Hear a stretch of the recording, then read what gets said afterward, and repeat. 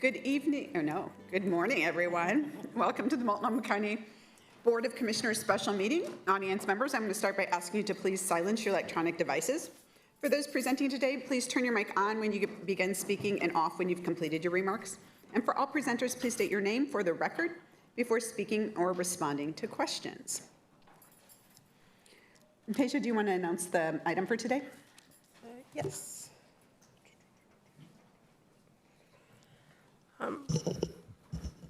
PN1, the Board of County Commissioners hereby provides notice of a special meeting of the Board of County Commissioners for October 31st, 2025 at 9:30 a.m. in the Multnomah County building. Sorry, it's just the Multnomah building.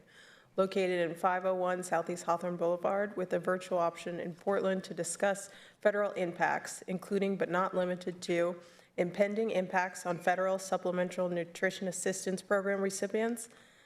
The special meeting may include potential action on a resolution directing county action. Thank you so much, Tasia, for that. So we're going to go ahead and begin today's meeting. We have Federal and State Landscape Report by Stacy Cowan, as well as members of our County Emergency Management Team and COO's office. You even got your emergency management jacket on, I see. I think that's his uniform. Now. Yeah. This is actually just a tattoo. It's his Halloween costume today. Good morning, Chair. Good morning, Commissioners. Stacy Cowan, I use she, her pronouns, Director of Government Relations here at Multnomah County. Can I have the next slide, please? So the reason we're here today, we are on day 31 of the federal shutdown. We are tracking Congress pretty closely right now. Unfortunately, nothing indicates that the shutdown is going to end anytime soon. As it relates to the multi-state lawsuit, so on Tuesday, Oregon joined a coalition of 25 other states, including the District of Columbia, in a lawsuit against the federal administration and the U.S. Department of Agriculture. The lawsuit asserts that the administration is unlawfully withholding SNAP benefits from millions of Americans by refusing to use a contingency fund. So during a hearing yesterday, we did hear the judge express skepticism towards the administration's arguments, and I think we're hopeful that there'll be a resolution soon. We're obviously tracking it closely to see if it could result in the federal administration allocating those reserve funds. So just a couple of numbers for you to track. So nationwide, we know that the SNAP benefits cost about $8 billion a month. It serves about 1 in 8 Americans. We are hearing that there's approximately $5 billion available in this contingency fund, so not quite enough to pay for the entire month, but obviously some really valuable resources that could go a long way to serving folks. So we'll keep you updated as we learn more. If we could possibly get an update as early as today on that multi-state lawsuit. Additionally, on Wednesday, 2 days ago, Governor Kotek declared a food emergency. The the Oregon Department of Human Services Office of Resilience and Emergency Management, or OREM, is going to lead the agency response in coordination with Oregon Emergency Management. As part of this emergency declaration, ODHS is going to release $5 million to support Oregon's network of food banks. The specifics about when and how that is being distributed, I believe, is being determined right now. We're waiting for some additional information about what that actually looks like. I think the interest is trying to get it out as soon as possible. And then maybe the last thing that I'll just mention for folks' awareness, we saw yesterday Clackamas County Board of Commissioners also declared a food emergency and authorized $100,000 of their general fund to address the emergency. And that is it for government relations. Happy to answer any questions. Do you have any, can you share anything a little bit more about the lawsuit and what we're expecting in terms of just the timing and the potential impacts and how that might affect the ability of benefits to get out to folks? Yeah, that's a great question. So again, I think what we heard from the initial hearing was an interest on the judge's behalf to move quickly, understanding that benefits end on the 1st.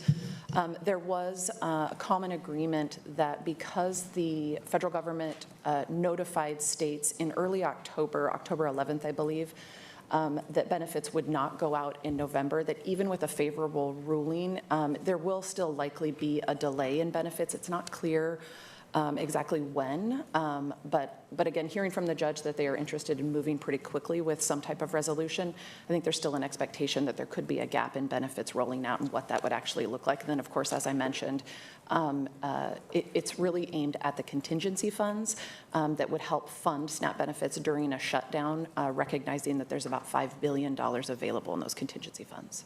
Yeah. And of course, I'll keep you all updated as we learn more. I think we could very well hear an update today. Great. So, just the lawsuit, that's the one that the state of Oregon is also participating in? Correct, yeah. That's the multi-state lawsuit, 25 states, including Oregon and Washington. And there's been, in some cases, some compartmentalization of the impacts of rulings on just specific districts or region, but this would be whatever's decision decided by this particular court would be impact nationally. It wouldn't be confined to a specific jurisdiction. I would want to leave that up to an attorney to make that determination. So let me. I'm happy to ask the question with our attorney's office and follow up. I haven't read that closely, and also I am not an attorney, so I don't want to misstate in terms of what the impact would be. I do believe that Oregon joined the lawsuit with the intention that we would be a part of any favorable ruling. My understanding, and please let me confirm this, is that this would be an impact nationwide, not just the states participating in the lawsuit, because it is directed at the USDA and it is directed at the federal government to utilize the contingency funds to pay for SNAP benefits during the shutdown. But I'll confirm that. So one other note on the state landscape. I was in contact with Charlene Williams, who's the Deputy Superintendent of Public Instruction, about what the status was funding for breakfast and lunches for students across the state who receive, there's, in some districts, it's the entire student body. And the good news is, at least in the near term, is they have funding through the end of November. As we think about how long this may extend, that the longer it goes on, the closer we'll get to potentially really losing two meals a day for lots of youth and children in the state.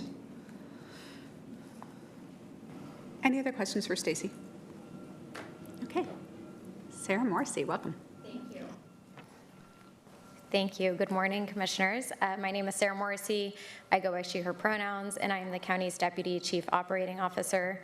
This morning, we are going to be presenting on the county's activated response to federal actions. It'll be a joint presentation with myself and Chris Voss. So I'm going to hand it over to Chris to set the context in terms of the scope. Sure. Chris Voss, Director of Emergency Management for Multnomah County. Thank you for being here. Happy Halloween. Yes, we activated actually on Wednesday. We went to a partial EOC activation, and there were actually three aspects to this event of sort of government happenings that we sort of addressed. Both the loss of SNAP benefits, the elevated ICE activity, and community-wide impacts, mostly due to furloughed employees and other programs. Obviously, today's program and events, we're going to focus mostly on SNAP, but all of these things are sort of playing out. And as we communicate both with the county and with sometimes our external partners, we do sort of see a bit of overlapping, but we're going to try our best to sort of stick with SNAP. And I'll talk a little bit about our activation in a little while. Next slide. Oh, Next slide. Next slide. So I'll just give a quick overview of the impact of how SNAP benefits, the loss of them will impact the county. We have over 143,000 county residents who will be impacted by the loss of SNAP benefits. That is approximately 20% of recipients statewide. That includes 38,000 children and youth and 18,000 seniors. We are also working with the state to get clarity specifically on the total number related to Multnomah County's SNAP total, so we will make sure to provide that number to you all later today. For context, the county puts approximately $6 million annually of general fund into food-related program offers. This includes programs such as Hunger Relief, WIC, REACH, our ADVSD nutrition program, and others. We have additional resources that come from other fund sources like the state, but this number is related to our general fund contribution. That's a number from March 2025. Next slide. Oh, sorry, go back one slide. And I just really wanted to highlight also the way in which Multnomah County interacts with SNAP. We have a variety of ways. So for example, Bienestar assists households with the application process and conducts outreach. In DSVCO, we refer people to DHS Self-Sufficiency, and they assist in processing SNAP applications. In the Sun Community Schools, our family resource navigators inform families about where to apply for SNAP and help connect them to the program. And in our ADVSD long-term services and support program, we have activity that includes participants actually enrolling in SNAP. So we interact with SNAP in a variety of ways. And I'll hand it back to Chris to review the county's response coordination. And I just want to say thank you to, we have a lot of folks from DCHS who are parts of many of these programs that were just talked about. So I want to appreciate all of them for being here this morning. Yeah, next slide, please.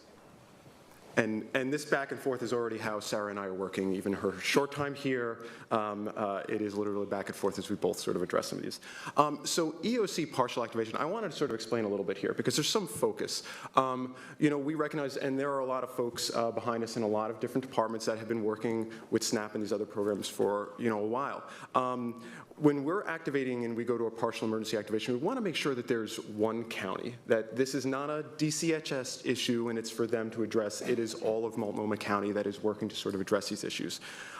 We also want to make sure that that means we're also leveraging the resources across the entire county. It's not just them. We want to coordinate how we're dealing with sort of our external partners so that it's not 4 different people from 4 different departments all asking them questions and then we potentially have deconflicting information we need to address later. It's also setting the tone. I think often when we have these types of events, one of the dangers that we have is different departments are hearing different pieces of information, and therefore they're making different decisions. So we want to make sure that everybody is getting the same information. We are talking as one Multnomah County, and then we're communicating with our external folks as one entity. And to help support these, you could see sort of a few things. You've been seeing sit reps that have been coming out for the last few days, and we will continue to do those periodically. We're putting together an incident action plan where we sort of talk about sort of the communications piece, sort of our objectives. So all of these, and the main goal here is we're trying to take what is sort of a small, if this event continues and it gets bigger, we're trying to take what sometimes is a 1-lane highway and build a 5-lane highway. If we need to expand, we want to be able to do just that. The activating the EOC and pulling people in from sort of different agencies, that allows us to do that. And that collaborative is already working on an everyday basis, I think. Right now, I think as we speak, I've got my staff and DCHS are talking to the Oregon Food Bank.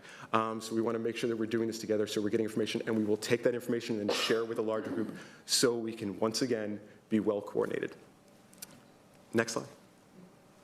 Just before you move slides, Yeah. I think it's worth noting that I think all the commissioners have been involved in working with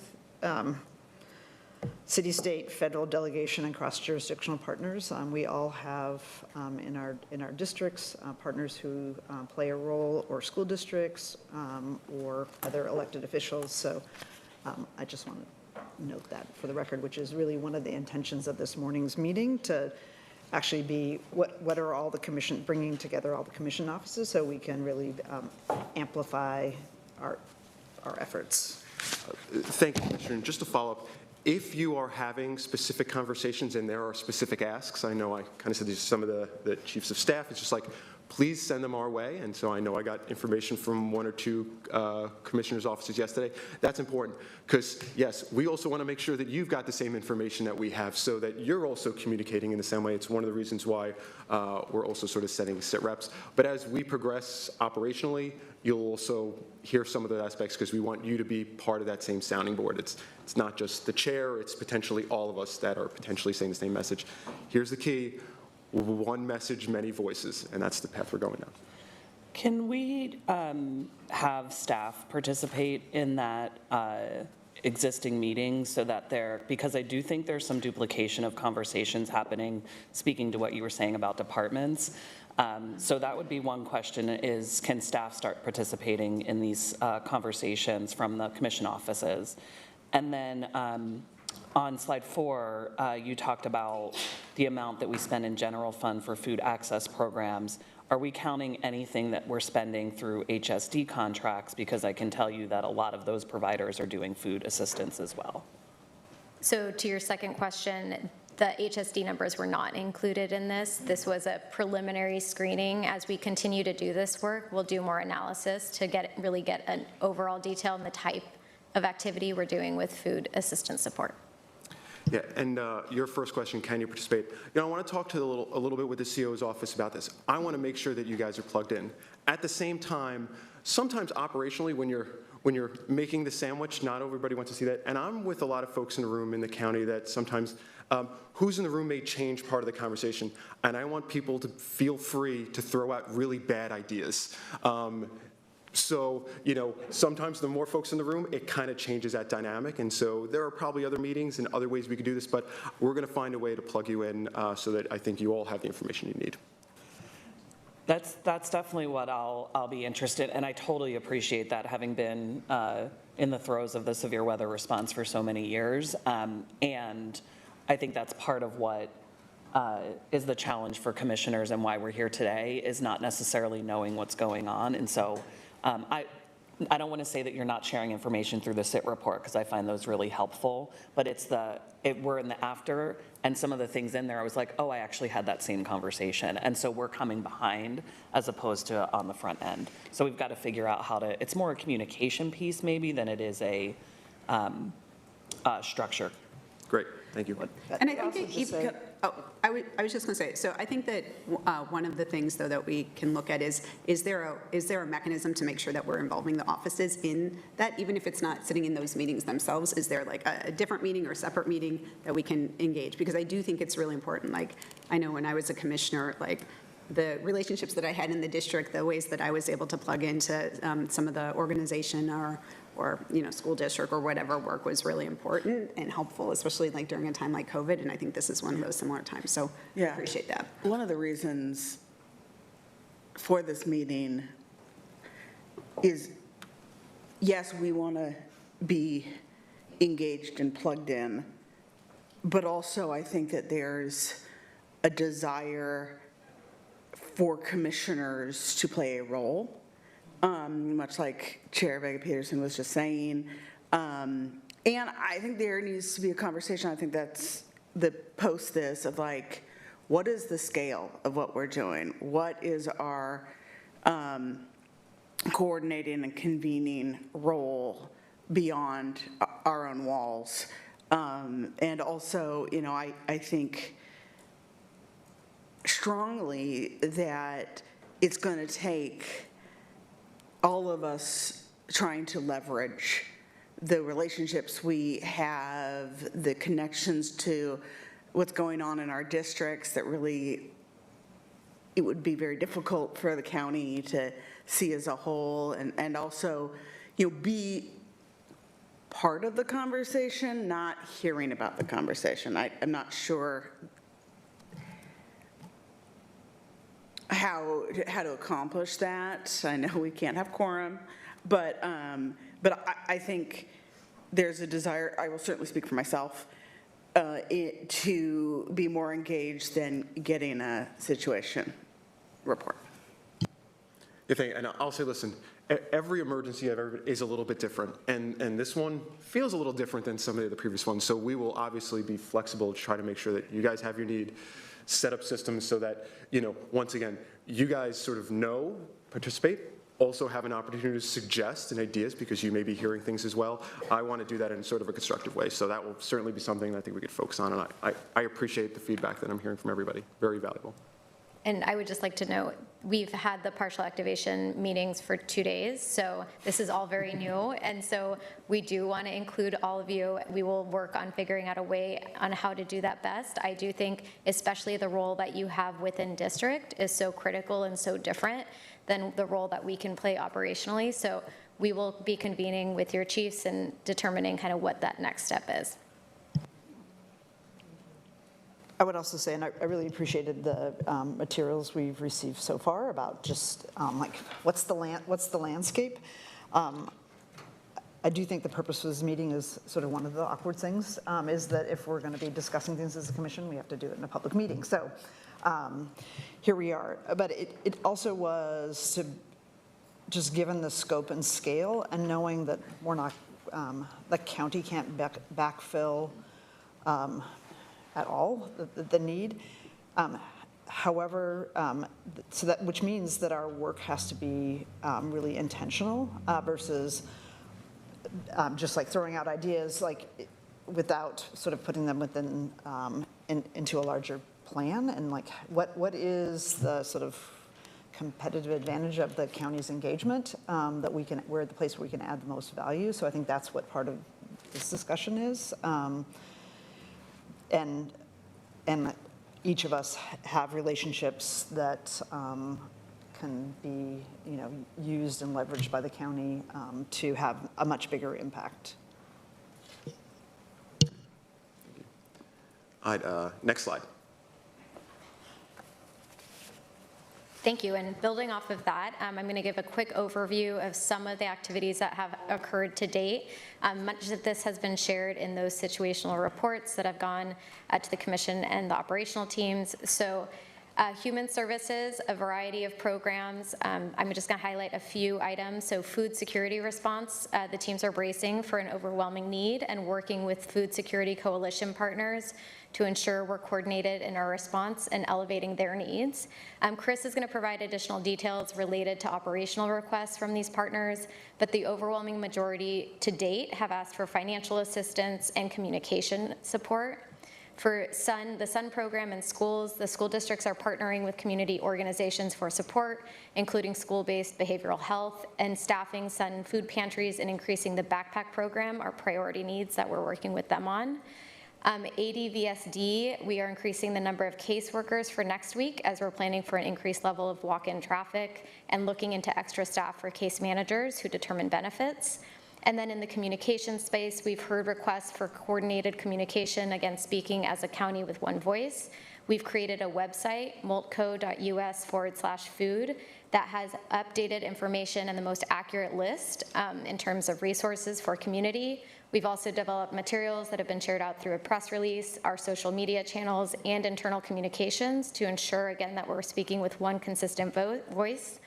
And we'll continue to work with our partners to identify needs and continue to be the hub for coordination and communication across the county. And I'll hand it to Chris on the logistical side. Yeah, so next slide. Question I had about all the lists. So there's a list that, I love the list that we shared, and there's been lists shared by school districts and lots of other partners.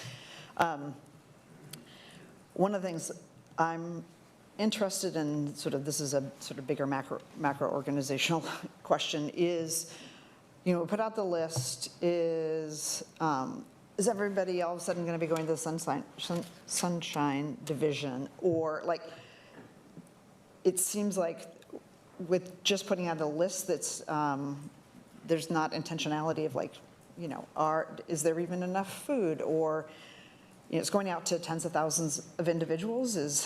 Have we given some thought about how we prioritize those lists or sort of provide guidance? Because I could see it being almost like somebody trying to find a shelter bed, of like calling through of like a whole host of organizations. I mean, I went, for example, just one of the resources was Find a Fridge. That was shared, and I looked for the refrigerators in like my district, and I think there were 3, and one of them was like, it said, actually there's no refrigerator there. And actually the refrigerators don't have that much food anyway, so if somebody were going to like, I'm gonna go to there. So how do we manage it versus sending a flood to, you know, some organizations that don't have any capacity? Commissioner, I like exactly where you're going. I've got 2 more slides, and we're going to start to talk about this, because I think sometimes we do this really broad paintbrush, and then we start to get more and more targeted so that our information means more. We're early in the event, and we're sort of evolving there, but 2 more slides, and then I'm going to focus a little bit on your exact question. Okay. And I think we might I was sort of asking get there. because we had the list here, and I was like, oh. I don't know if you want to sort of talk about the specific list, but I could tell you from, if we go to next slide, you know, lists. Yeah. I've been. Oh, it's the previous. Yeah. Yeah, so one of the first things that we try to do amongst everybody that's, and I've been hearing, it's like, oh, we need volunteers or we need people. And we're like, okay, there's a lot of organizations out there. Let's start to understand what the need is. What we're trying to do in the long run is try to target, okay, is what do people need, and then how do we direct people to that specific resource when they can. So yesterday, we actually started a call down. We started with another list, but we received a list like, here's 115 different pantries and organizations that are providing foods to underserved communities. And just like, okay, before I just assume and just say, hey, call your local pantry and see if you could volunteer, like, let's see if that's actually what they need. And so here's this call that we said, and we started to say, like, they first, even though we weren't specifically quizzing on money, everybody's like, please give us money. And I want to take a second on this because I think it's an important note. They all said, some of them said, yes, you could give us food, that's helpful, but if someone goes out there and buys a can, I could buy that can for half the cost they can. So you're better off giving me the money. It will go twice as far. So please, like, there are some places where food matters, but money for them matters, and we heard that over and over and over again. I think probably many of you sort of knew that. There were some that said, I'll take food donations, but I'd rather have the stuff out of their pantry. Like I said, don't go buy food specifically for it because I think I could do more with the money. Volunteers, this is an interesting one. We weren't sure, and there were different volunteers, the transportation support volunteers. A lot of the people were like, I need people to basically drop off meals at people's homes. Some people were like, I need help to sort of bag stuff. So understanding the specifics, so it's not broad lists. Where we're going, this is ultimately if you want to be a volunteer and you have the ability to drop off food, what we want to do is work with these organizations, say, okay, we've got 100 organizations, these 30 are looking for volunteer support. This is specifically what they're looking for. We can use and leverage systems to sort of recruit volunteers, but some of them have their own process, like, you know what, I don't want you to just send me a person, I need to talk to them. So they've got to call me and do that. And so this is where we're going next. But part of this starts with an assessment. It starts with an assessment of like the boots in the ground, the people that are doing this work, and what they ultimately need. We'll go to next slide because it's kind of as we sort of how we leverage our resources. And I also want to say in the 10 minutes that I was on a phone call with the food bank this morning, and we said, hey, volunteers, do you need box trucks? Do you need resources to help? And they're like, forklifts. So that's why the conversation's important. Maybe it's a pallet jack, but the big organizations, you're going to see us probably hold their hand and sort of walk through understanding exactly what they need. And there are some instances where we might be able to supply or provide. There may be somewhere we're communicating with you. It's like, we need to leverage, I only have so much of this. I could tell you the food bank has more box trucks than I have. The county, that's not what we do. But we also have partners. There are schools, there are the city, there are other resources that maybe we could leverage. So if they turn around and say 3 forklifts and I could provide them one, maybe we could also do the legwork to find them some of those additional resources. So this is about leveraging that, but it's about taking those lists and thinking about what's next. And so I believe there's a few things here. One, targeted support to some of the big organizations like the Oregon Food Bank. We could potentially do that. Do you need a box truck? Will that make a difference? Maybe we could do that. Then there's a lot of the pantry organizations that they need volunteers. Maybe they're looking for food. Can we target people so that if you live in, Southeast, you could be like, oh, these are the 10 organizations, and this is specifically what they're looking for. Because sometimes it's not even just as specific as food. Someone mentioned refrigeration. Guess what? Dropping off things that are maybe frozen or need to be refrigerated, if they don't have that, that's problematic for it. So we want to provide that direction for food, provide the direction for volunteers, provide targeted support for for the larger organizations. I think these are things that we also, because one of the things that we do that a lot of these organizations don't have is the ability to communicate and have it reach as many people as we could reach. But I want to make sure that when we're reaching out to folks, it is so much more targeted, and it's not just, here's a list of 115 organizations that you could help, give them a call. That's not helping the organizations, and it's not helping the people that ultimately need the food, so we've got to be much more targeted. I'm with you, and so... So I think the list, as there's a, I want to sort of end this slide with thinking about this conceptually, because we heard this a lot. There is a sense of urgency right now. There absolutely is. But this is a marathon, or it could be a marathon, depending on how long things goes. So thinking about how we progress is also important. Building the relationships now, so as things change in a week or two, one of the things we're doing is collecting the email addresses so we can more effectively communicate with these organizations, which is something was a little bit harder because we had sporadic phone numbers and, okay, here we just have an address. Do we have to look them up? It's pulling that together so that we can communicate easier with them, they can communicate easier with us, understand the needs, and then we can ponder and ask the questions, is this something we could help with? Is it something maybe one of our external partners could help with? I have zero refrigeration capability. Metro has refrigeration capability. Maybe they could help. So I'll stop there. I know there's a lot of things, and we are a little over day 2, but I'm happy that we're progressing in a sense that we are starting to get some specifics, starting to hear information, and now we've got to sort of operationalize this, but we're doing it for the long run.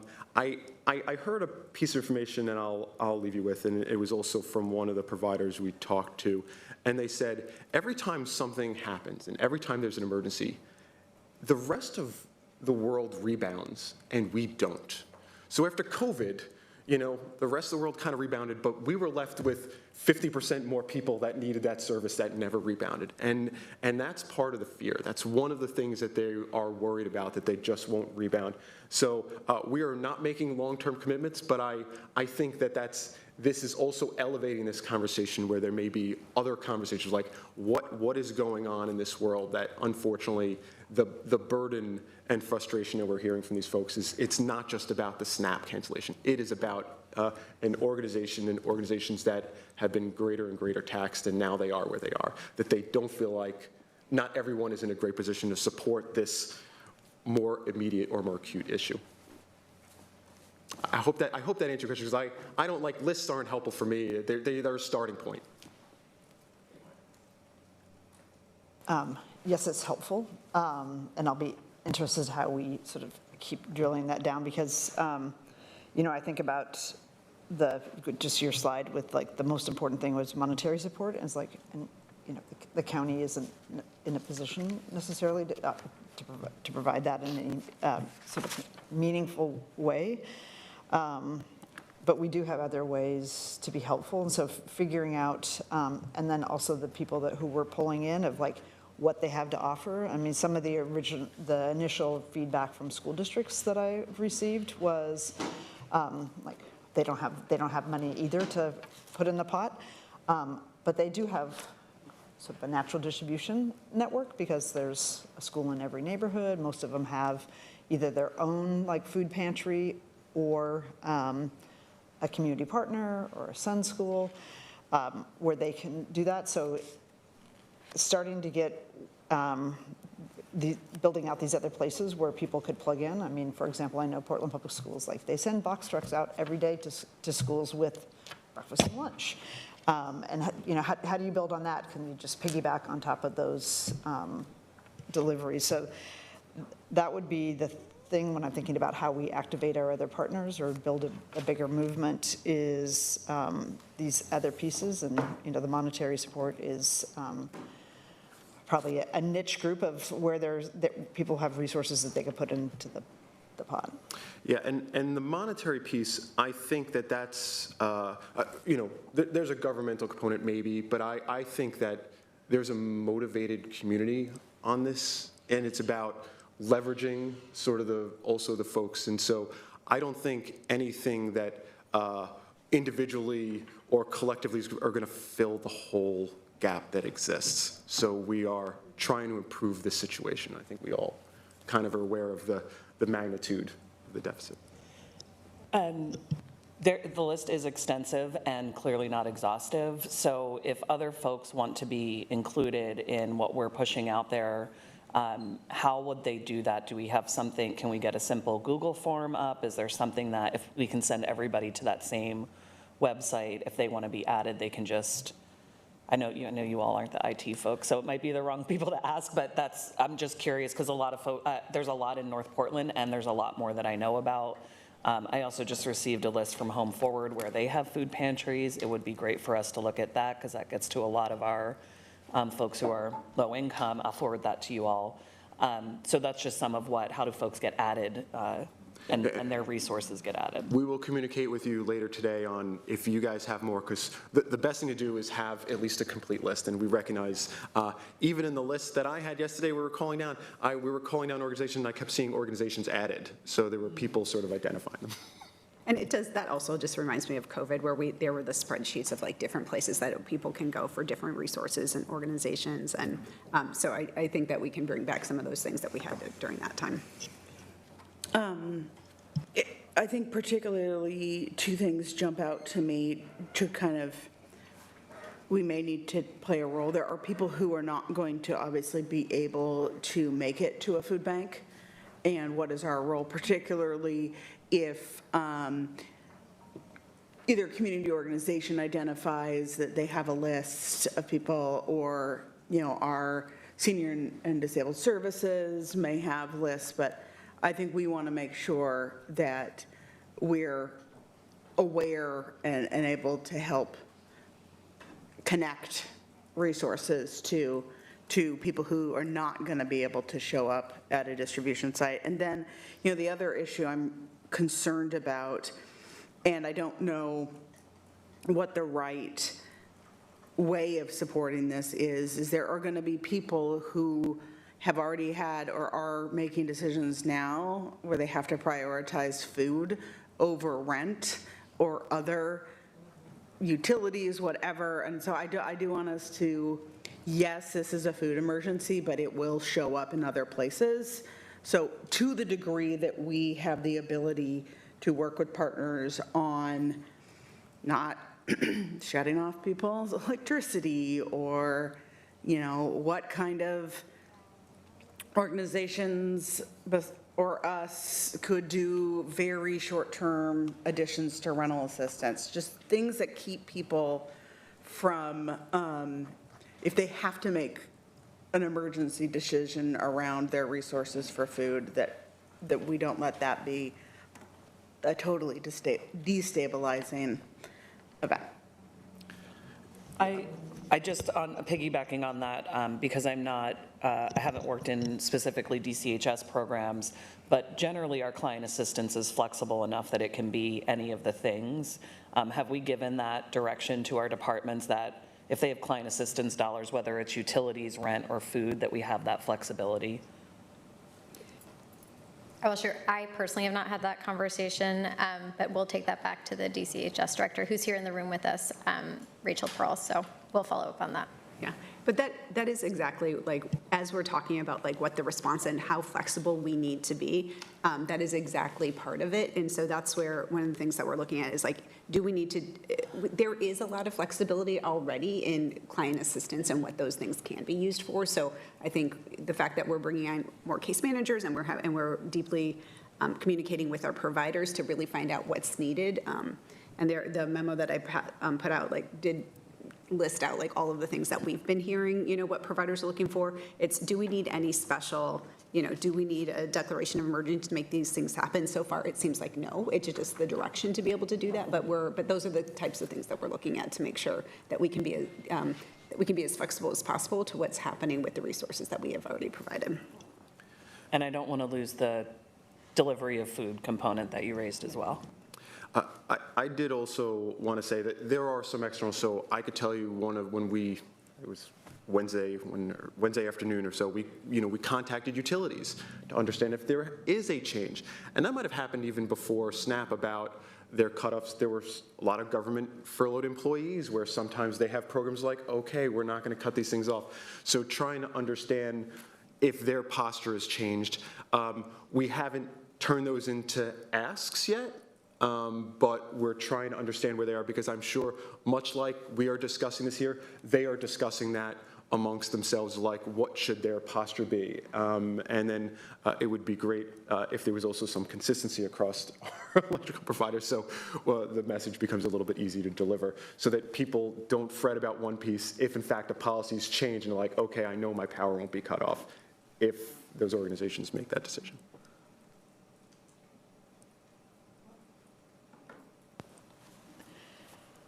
I'm thinking about all of the ways in which the county intersects with individuals who also may be on SNAP, and just communications, like what do we have, going up tomorrow, even like a sandwich board or like information at the libraries or our health clinics, so that we're delivering information in a variety of different ways, because we have those existing relationships.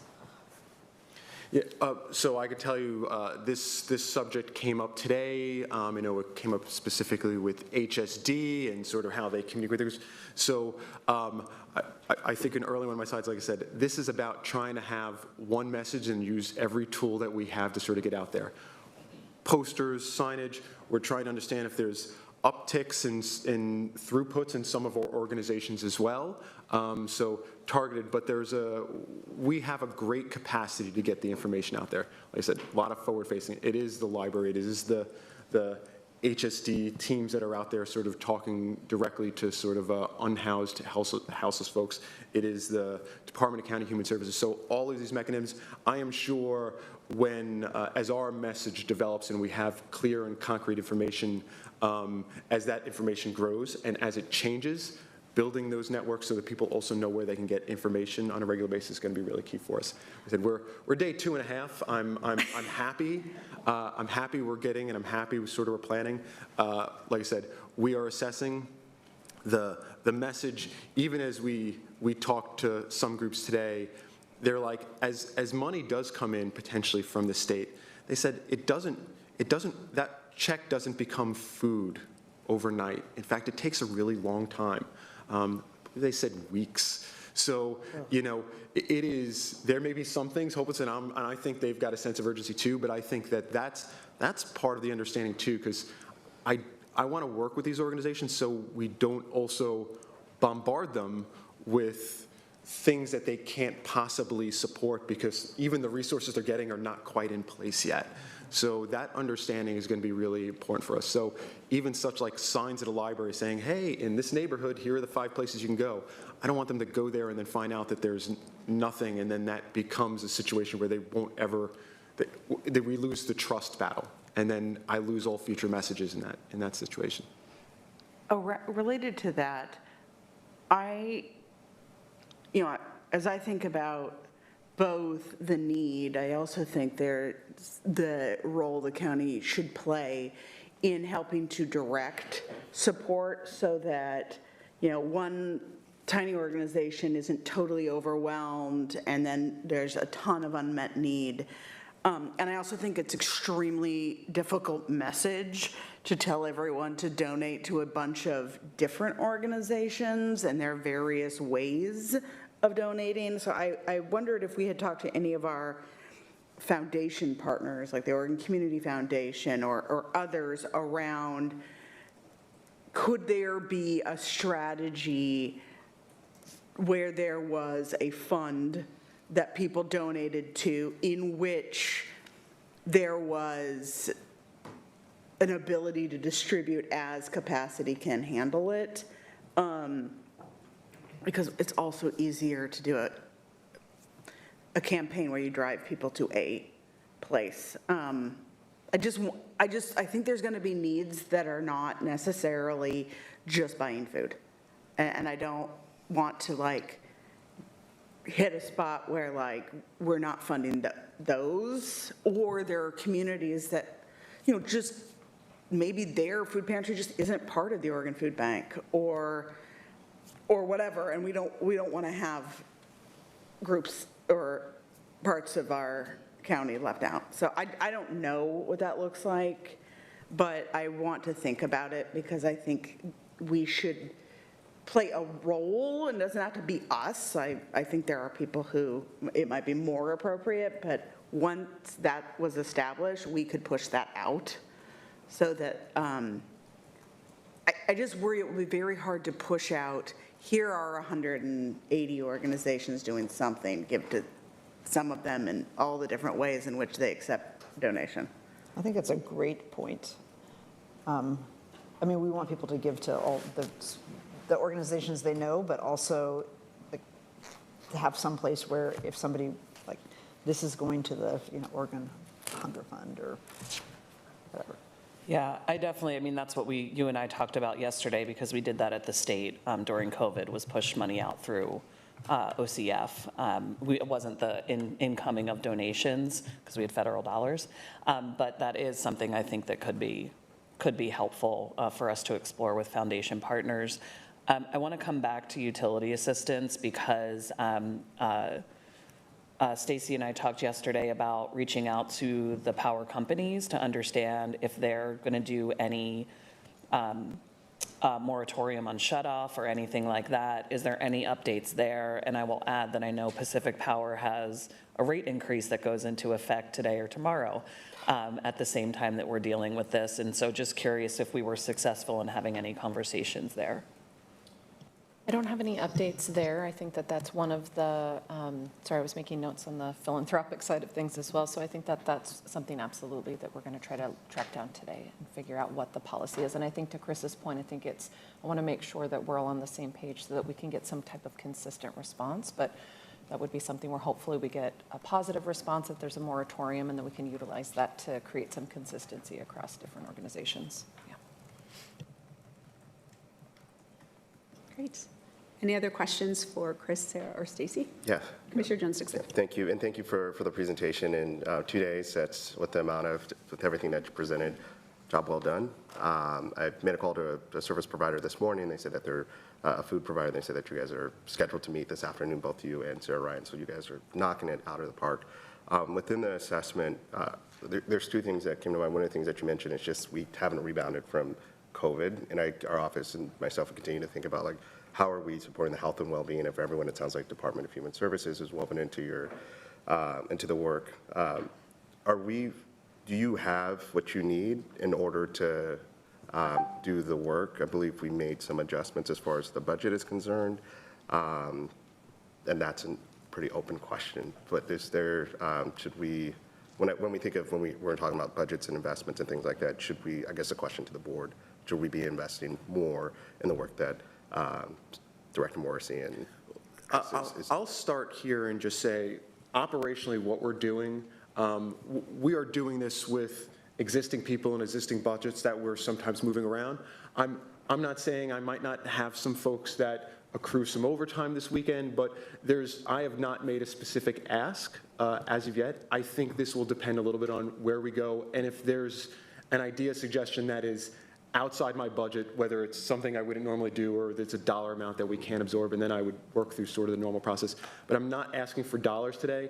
I think there are a lot of other organizations that want dollars. I'm not the person here today. I wanna make sure that when I come, if I'm in front of the board and asking for dollars, that I could be like, this is exactly what it's gonna do, this is what I'm gonna ask for, and this is what we need.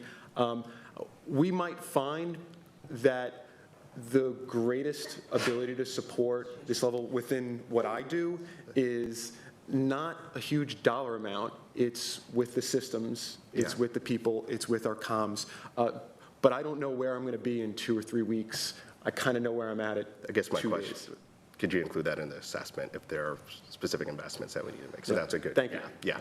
Go ahead. Oh, sorry, it's on that point, just with I know there's a significant budget that you have around severe weather shelter, and while we're not even on the brink of winter yet, we know that that can be really costly, but do you have the ability to, is that fungible? I don't remember us restricting it to. It's not very fungible. Okay. I have to be very careful. Those are SHS dollars. This problem is larger than people just experiencing houselessness, and the dollars that I have, which tend to focus primarily on unsheltered houseless.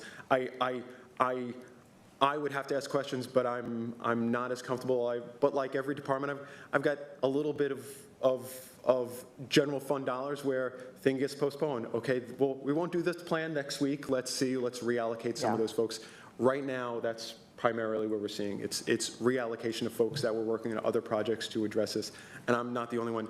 DCHS was part of that call down yesterday, so I don't know where those half a dozen people came from. Yeah. But that's where we are right now. But down. I want to be clear, we'll come and we'll make asks if we're in that situation. So just a question on that. I think it's an excellent point. When we have the extreme weather emergencies and you activate the amazing county, there's a county mobilization, the cost related to that, is it the overtime because it's overnight? I'm just trying to understand versus if somebody has a day shift at the county in their regular job and then they go do a day shift at a shelter that's partly during their workday, they're not paid overtime. Is it the overnight hours or the addition? There are, and I could spend 4 hours on severe weather, but just when we talk about staff, the departments actually this year absorb those costs, but there are additional costs. There's incentive pay that we often, that 20%. It just so happens not good. It seems like every emergency happens on a Friday or Saturday, so there's weekend costs. So you've got Like when your overnight- kids get sick, it's never during the day. So we do, and the tough thing there is we've tried to project over the course of years. This year, that budget obviously was diminished, so if we have a busy year, you'll probably see me here, unfortunately, again, asking for dollars to support severe weather. The question about, are these things fungible? My general fund resources are fungible. A lot of severe weather, there's a small portion, but a majority of it's not fungible. Yeah, thank you. That was I couldn't remember how much SHS or general fund was in that pot, so thank you. And so just to give us a ballpark sense, and not right now, but could you share out with the offices, like when you have an activation, what the personnel costs are, whether it's incentive or the overtime? Pardon? But I didn't mean to take us down a severe weather rabbit hole. I just was curious about the dollars. I totally appreciate what you're saying, but I also know we have a lot today, so I just want to, if you're I didn't say comfortable- today, but I'm If we could following just on the meeting just go to get back a to the sense of what. topic. Yeah, ballpark. Of what the cost may be? Ballpark last February, personnel cost was about $300,000. And it is part of a county response, not just the emergency management. So I think we are actually, even though we hope that the severe weather is not coming anytime soon, we are already gearing up for severe weather preparedness at the county and with some of our other partners. And so we can, if it's helpful for the board to get an understanding of what that looks like at the county, both internally and externally, we can make sure that happens. I'll bring this back to sort of the SNAP. One of the considerations that my office has, if this goes through winter, I now have competing issues. We talk about priorities where if I'm lending supplies or I've got staff working on this and the question is a severe weather, it's like I've got to sort of switch, and does that change how we support things operationally related to SNAP? Yeah, and the reason I was asking, I just have one other question. Yeah, I'm assuming that you're working with the City of Portland's emergency management team, City of Gresham, Kelly Landeville, also she retired recently, but I'm assuming there's communication and coordination there. Yes. And if, okay, great. Yeah, we're working with them. We are probably going to stand up daily meetings next week Okay. to ensure we're coordinated across the jurisdictions. Great, thank you. That was my last question. Thank you. Well, I want to thank the work that you're all doing, but all of the departments for leaning in. I think the updates that you're providing are really helpful in terms of seeing what the work that's happening across the county with the different departments. And I really appreciate the conversation today of getting some additional ideas out there on the table that we can incorporate as this moves forward. We don't know how long this is going to last. Hopefully not long, but we honestly don't know because it feels like our federal government is broken right now. And the need to really show up at the table and figure out something so that we can get the government working again is a priority. But I really just am proud of the way that the county has been stepping up and leaning in, along with our partners, to responding the best we can in this situation that isn't of our making, and we can't completely fill the holes, but we're doing the best we can with what we have. So thank you all, and thank you to the county for that. Thank you. No, we're here. Yeah.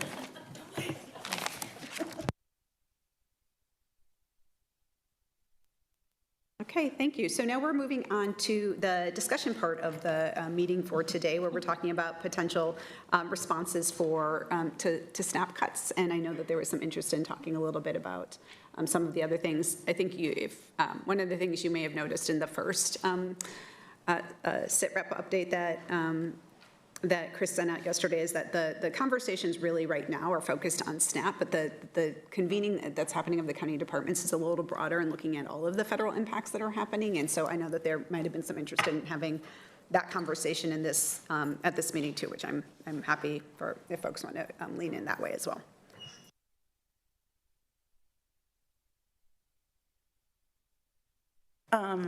I wanted to talk a little bit about how we envision the county's role. This was wildly helpful and really encouraging, like thrilled about what's happened over the last 2.5 days. But I'm kind of curious. I'll just put what I would like out there and people can respond. I do think this commission probably has amongst it a tremendous network, as does, I think, many other electeds, although I think we wish we could write huge checks. I'm sure we're all in the same position, and that's unfortunately not available. But I do want us to think about being a convener on that level, not just the incredible work that Chris is doing with all the organizations and their operational piece, but I think, especially if this is not a very short-lived thing, we're gonna have to figure out how everybody's networks are plugging in, so that we don't miss communities, and also that we are helping it be the most coordinated as possible response. So I would like us to consider being a convener, both on that operational side, but also on a leadership side of trying to get people to buy into a coordinated effort, whatever that looks like. Everyone brings their piece, but the number of calls and back and forth, and who's doing this, and what's the county doing, what's the city doing, and I think that there's going to be the nuts and bolts, but then there's going to be the who's asking people to join, who's making the asks related to could your organization mobilize through their network for volunteers? Could you send out this ask to your communities? Which I think is kind of a layer that's different than what Chris and team are talking about. They're, leave the experts to the mechanics, but where's our leadership role? So I bring that up for conversation. Yeah, I sort of think that we should, for when I think of district just out in East Multnomah County, I envision us and funneling things through Chris, because he's or through the emergency management team, because I have a tendency to start to project management and get too involved, but to know that we have I'm not even gonna say my anxiety, my concern has lifted over the last 2 hours, hearing about the work that you're doing, and then that we're coordinated as a county together, and we're leaning on the experts. I mean, you're an expert in emergency management, and this is indeed emergency. And last week when I spoke, I mentioned just the practice and the discipline, seeing that we're gonna be in a marathon for the next 3 years. I think it's, for my own sanity, going to be working with the team, sharing those concerns, and then trusting that we are building out a system of care that actually meets the moment. And it's a huge trust exercise that we all sign up for. So that's going to be my own personal practice and how I envision the communication. I guess my question is when is it too much as far as I guess it could never be too much as far as overly communicating. So Chris, get ready, and Sarah, get ready for that. I think- Looks like you're already ready. Yeah, I would say that I don't think over-communicating is, like, especially, again, like, you all know what's happening in your districts better than anyone.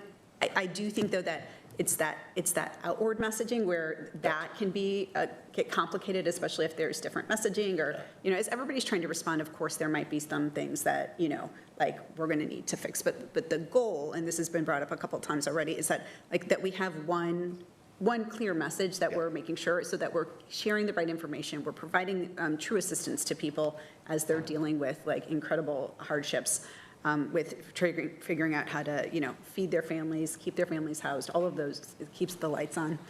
So I think that's, to me, so I think the inflow of information is great, and then, like, let's make sure that we are sharing information and being coordinated on those outward messagings, and really wanting to make sure that the county as a whole is supporting you and your offices in the information you have to share outwardly as well. And we need a new metaphor because a 3-year marathon sounds horrible.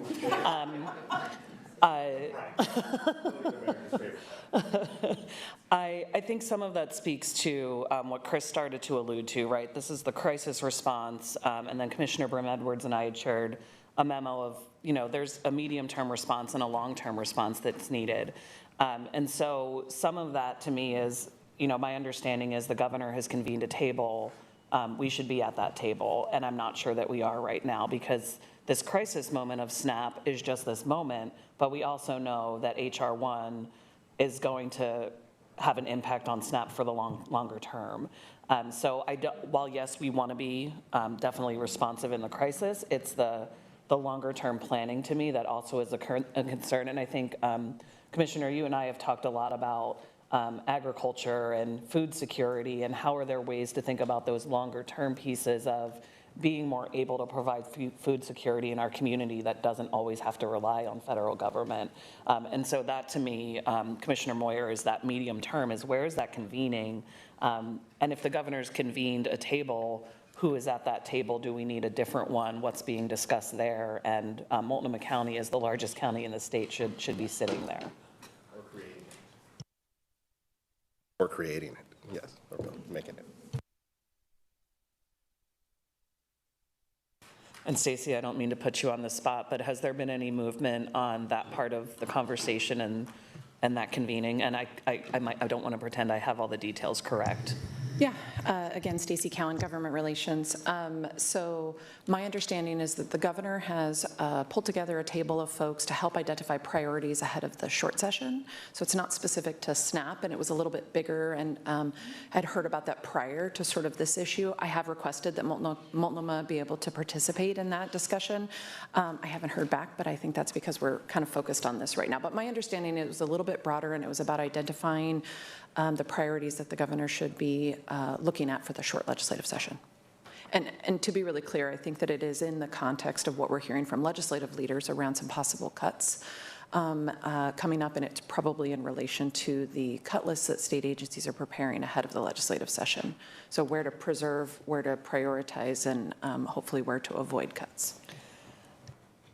So this, I'm just going to say, can be put in the parking lot, because this feels like a much bigger conversation that we need to have. I think it's critical that we're sharing and they understand what we have funded and where we've made reductions, so that it's not duplicative. And how are we, again, I'm not saying you need to carry this, but I think it's probably worth us having some conversation of how we actually share our priority list up to the state, so that they can really understand and reflect what we've been able to do locally. Yeah. And you're absolutely right, and getting the commission's input into that is really important. I've also convened meetings with a table that's Health Share Care Oregon, the city, Metro, the other county chairs. And so we are actually talking about how, as organizations, we are dealing with the federal impacts, but part of that is also like, where are our shared priorities, and how can we make sure that we, as we're making cuts or thinking about decisions, we're not both cutting in one area that's a priority. But a part of that is also like lifting up, where do we need the state to how can we make sure that the state is aware of our most severe needs, our most critical issues, and the things that we either, and unfortunately, it's not like asking for more resources, it might be, but it's mostly like, please don't cut this area because this is something that is going to be impacting a large group of us. Yeah.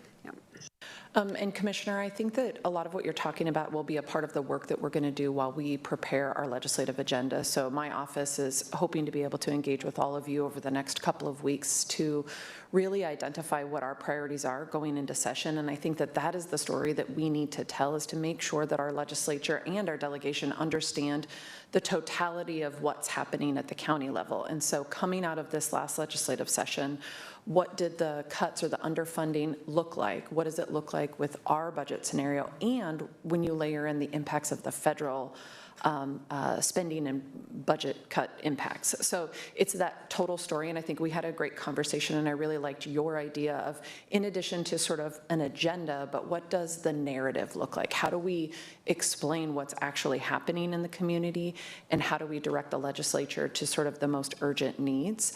And I do believe that that's a part of the work that we're going to do over the next couple of months, both identifying our legislative agenda as we do some of the one-on-one meetings that I envision with you all and our legislative delegation, the legislative breakfast where we'll engage our delegation, and then of course the work that we'll do in the legislative session. So I hope that, you know, that this is all a piece of that, and I think that that's the important story that we can tell, is what does the full impact of all of the different jurisdictional budgets look like on the community. Can I ask, since you're here, what exactly does the exact language you use, what exactly is entailed in the executive order declaring a hunger emergency? Yeah, Commissioner, it's a full, I actually was just double checking because it was interesting, some of the language around a food emergency. So it very much is pointing towards the impact of the SNAP reductions. I can share a copy with you. I have a copy of the emergency here. The ORS that it states is the same Oregon revised statute that's used for declaration of a state emergency. So again, I want to stay in my government relations lane. I am not an attorney. I think our attorney can help us decide sort of what that exactly means for our local government, but it is a formal state of emergency under ORS 401. I can share the language with you so you can see exactly what the language is and how it's directing the state agencies to engage with local partners. I appreciate that, because it would be helpful to understand sort of what that unlocks, and just like how we might connect into that, if it's something that has some actual substance besides just obviously the declaration, which is important. And I'll ask our attorneys for that. I think they can give us an analysis of what that means for us. I do think there are some limitations in terms of a state emergency versus a county emergency, and so I'll help get that clarification in terms of what that unlocks and maybe what it does not. Thank you. We don't necessarily have the,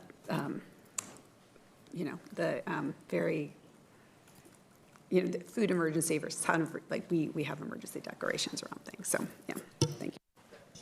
I'm wondering, and I don't know if this is a question for Chris, if the county declared a state of emergency related to this, what does that unlock,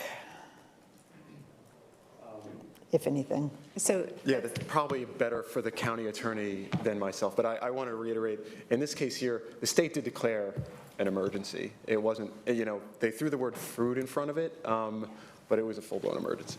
So I don't know if the county attorney wants to talk a little more. What is the consequences? Right, if the county declared a state of emergency and put food in there, I don't know if it matters if there's an adjective, but what is that? What's the practical effect? I can, Rob, do you want to come up? Yeah. So declaring a state of emergency gives flexibility with some of the contracting, procurement, and other services that we do. So it frees us up to be able to go around some of our normal procurement and contracting standards to give departments flexibility to respond to an emergent situation where timeliness and other factors is an issue. And now that Rob's sitting down, I'll let him take over on that. Yeah, thank you, Chair. Rob Sinnott from the County Attorney's Office. Commissioner, it's outlined in our code, Chapter 25, and there's a list in there of the authorities. Here, probably the most relevant one would be the suspension of procurement rules, so that we could do emergency procurements if that was the plan. But there are other things that are listed there. We can make a curfew. My question for Chris and the broader county organization is that something that we should be contemplating, the need for that flexibility and the commission considering that? So I'll say this, but it's the chair. Yeah, so I would declare the state of emergency, and that's something that we're looking at right now to see if it's necessary in order to respond to the situation, or do we already within our own contracts have the flexibility to make sure that our providers and the county can respond to the situation as it is. There's nothing that I've presented to the chair that we couldn't do without, and if there is, then that's something that she would consider. But you're saying right now there's, you have the tools to respond? Correct.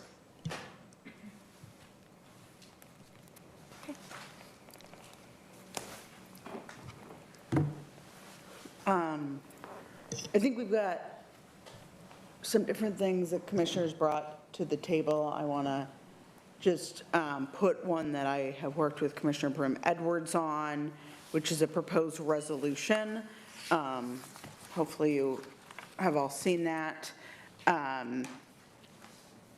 Does it need to get read out? I'm like the worst person to read thing out loud. Don't have the dyslexic girl have to read out loud. But you know, I worked with Commissioner Brim Edwards on this because I thought it was important. Some of these clearly are happening, but I think I wanted to send a formal signal that this is the resolve of the commission to move this direction. Happy to open it up for conversation. Does it have to be read? Yes, so I move to adopt the proposed resolution related to Multnomah County's emergency response to federal actions, including but not limited to SNAP.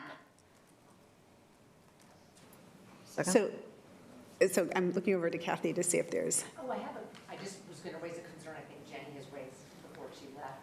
Oh, thank you. I don't want to raise a concern that Jenny raised before she left about the notice, as the resolution wasn't provided as part of the notice for the special meeting. So Was in the notice of the special meeting. was it attached? Oh, mine, maybe I'm not the right information. So if there's was a proper notice of the resolution. But this is an emergency meeting. So I would call your attention to the letter that was signed by all five, the commissioners and the chair that calls this meeting. And the last line says, "The special meeting may include potential action on a resolution directing county action." Right, I'm aware of that. I just was raising that as a possible concern. But regardless, with a special meeting, you'll need to use a unanimous consent, right? And then even if it's done at a special meeting, it will need to be ratified at the next regular meeting. So I just wanted to call your attention. So I'm asking for unanimous consent to bring forward this resolution. So my understanding is we don't need a unanimous consent to bring it forward. We need a unanimous consent to actually approve it. Correct. Got it. So that's a unanimous vote. So I want to make sure that this is right, Kathy. So we can have a conversation about the resolution, its contents and everything without officially bringing it forward? Yeah, absolutely you can. Like, if you wanted to try to pass something today, then you need to follow the rules about voting. But if you wanted to simply discuss it, there's no reason that it needed to be. But we could vote today. It would have to pass unanimously. Yes. It wouldn't, So again, I don't know what anyone's asking, but it sounds like the commissioner's making a motion to have it be formally, right. So Correct. And it's been seconded. But Commissioner Chair, I want to Bernadette. understand your question. You don't need to have, it doesn't need to be if you want to discuss it, but as the Commissioner pointed out, the meeting the notice did talk about potentially voting on something. So you don't have to vote today. Now, if you did vote today, because it's a special meeting, it would need to be ratified according to our board Yeah. rules, right? So even then, it would still need to be ratified. Yeah. And then for something, and when you talk about unanimous consent, is it unanimous consent is needed to consider it or just unanimous? Both. Okay, so unanimous consent to consider it, and then also it would need to be unanimous consent to pass it today? Correct. Okay. I thought those rules on the unanimous consent for bringing it up was for an ordinance, not for a resolution. I apologize. My understanding, I thought, was that the unanimous consent was to bring up an ordinance versus this is a resolution, which has a different set of rules. Let me just go look at my, go ahead. I'll look at my notes here. I was just in the board rules. I mean, I'm happy to do whatever we need to do to talk about it. I don't know that we need to, I want us at least to be able to talk about it today, so whatever needs to happen for that. So if we want to talk about it, we can talk about it. It's a public meeting. It is something that's been, Okay, but you know, she shared had with the talked board and posted to meeting materials, so we can, I see that. we can talk about it without Doesn't even know that if it any needs to further, be, you know, action. If we wanted to consider it as a voting item, then there needs to be unanimous consent to consider it today, and then there would need to be unanimous vote to pass it today. I don't think the unanimous Actually, I don't consent think, to you don't consider need is right. unanimous consent for a resolution. That's my understanding. It's for an ordinance, so we should get that clarified. Okay, yeah, and And I'd like to point out that it's that you need a unanimous to, I've got to make sure I put the thing right. So I didn't see here that you, the difference, I can't find the difference between whether or not a resolution or an ordinance is going to be treated differently off the top of my head, so I apologize. I can look that up while we're here, but that was your initial question, right, Chair, or Commissioner? yeah, Does anyone object? Right, no, I mean, I think I'm happy to have a conversation about this. okay, and then I'll. So do you oppose having potential action on it? I mean, I do think we should get the ruling, because it's my understanding we just needed 3 to actually bring up a resolution versus Yeah, an ordinance. I mean, can we start talking about it and give her a minute to look it up as requested, and then we can come back to this question? I'm fine with that. Because I want to talk about it. Yeah, me too. Yeah, I want to talk about it as well. Jump right in. Well, thank you for bringing this forward. I think one question I do have is, because my understanding is we're currently in a partial activation, and I'm not sure that we need a full activation, but I don't know if you have space to speak to that. Yeah, I don't know what the partial means. Yeah, the only difference between a full and a partial is who's involved. So like, there is not, if I said full, it's every department's going. There's so many unknowns, and the question is, do you need every department there? A partial is you're more targeting, saying, hey, I need health, I need libraries, I need DCHS. That's sort of the difference. Also, typically when we do full, we bring in all our partners. So am I bringing in Northwest Natural and PGE, and I'm not sure this is more community service, so I think partial is where land we have and we're connecting to the people. That may expand, but I still think partial is appropriate. Thank you.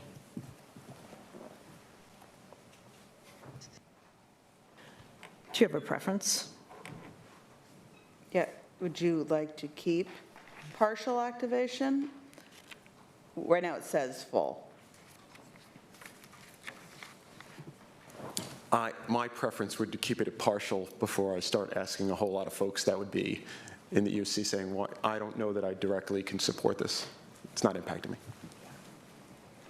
So no, I don't have a question for you, Chris, thank you. So so there are like things that are in here that we are already doing, or like we are mostly already doing, so I'm curious. So one, and then also the board doesn't normally direct the county to do things that you can. Well, we had this debate during the budget. We Yeah. can't direct a staff person.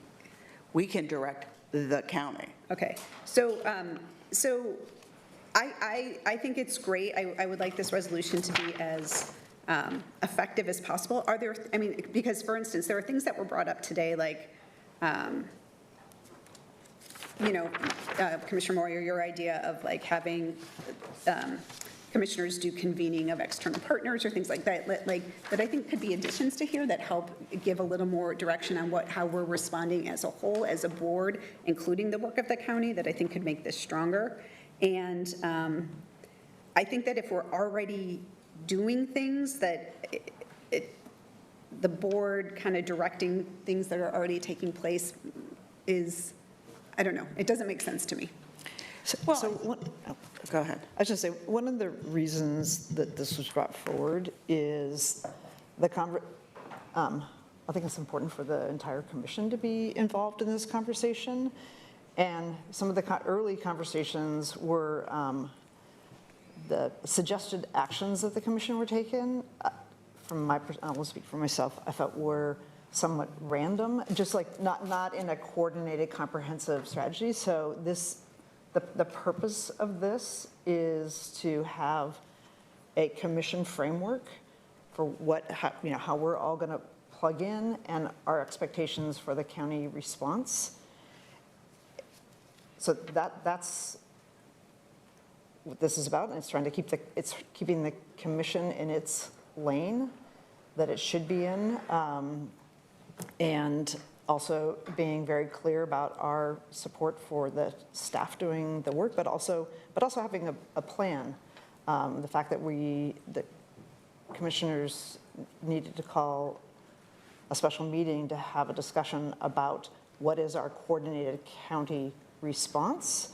The day before this is going to happen, so I think that there's a desire to have a coordinated commission. Again, I'll speak for myself. I have a desire to have a coordinated commission approach that we all know how we can plug in and provide support, and that it's intentional and we're supporting staff in the best way we can, and that we're also leveraging our relationships. Yeah, and I went to a neighborhood association Wednesday night and was asked flat out, what is the county doing? And I couldn't answer that question because that is the level of involvement that my office had with what was going on. And maybe that was the right answer at that moment. I'm not really sure. But, I think when the commission acts, it sends a broader, louder message than if the executive is doing something that's different. I think this is really clear. I hope it's clear in this, the level of response that I'm hoping we're willing to enact, which I think is that comprehensive approach, which it sounds like we're headed that direction. But I will say, Wednesday, I could not have said that. All I heard was, ideas of kind of one-off actions that I think precipitated this meeting. I will also, just to build on that, this is why Commissioner Singleton and I put together sort of a memo to share thoughts and strategies, and then Commissioner Jones-Dixon and I reaching out to school districts. But like the reality is, as a public entity, we can't do our work with a quorum, and so the way that we speak as one commission is through commission action. Yes, so I will say that the work that the county has been doing incredible work in ramping this up over this week, and so probably by maybe Wednesday. I think my understanding was that there were conversations that were happening between my office and commissioner offices on Wednesday about some of the response, but that was the day that we had I think that was like the first day of the sit rep that was happening on Wednesday. So there wasn't a lot of information to share. This is a very emergent situation and urgent situation. And so having this meeting is is good. I just want to make sure that that it reflects what the county is already doing, because the departments have been working really hard this week to make sure that there is a response, and the way that this reads is that that these things aren't already happening, which they have been. So I think maybe like potentially supporting the work, or I don't know what it is, and I can think a little bit more about the wording of this, but I just want to recognize the hard work and the stand-up that's already been happening in the response. And, I mean, I definitely don't read it that way, so I'm just going to say that, like, nothing about this is to in any way imply that the people are not doing incredibly important work. This is largely a statement of policy and a request by the board for some specific action.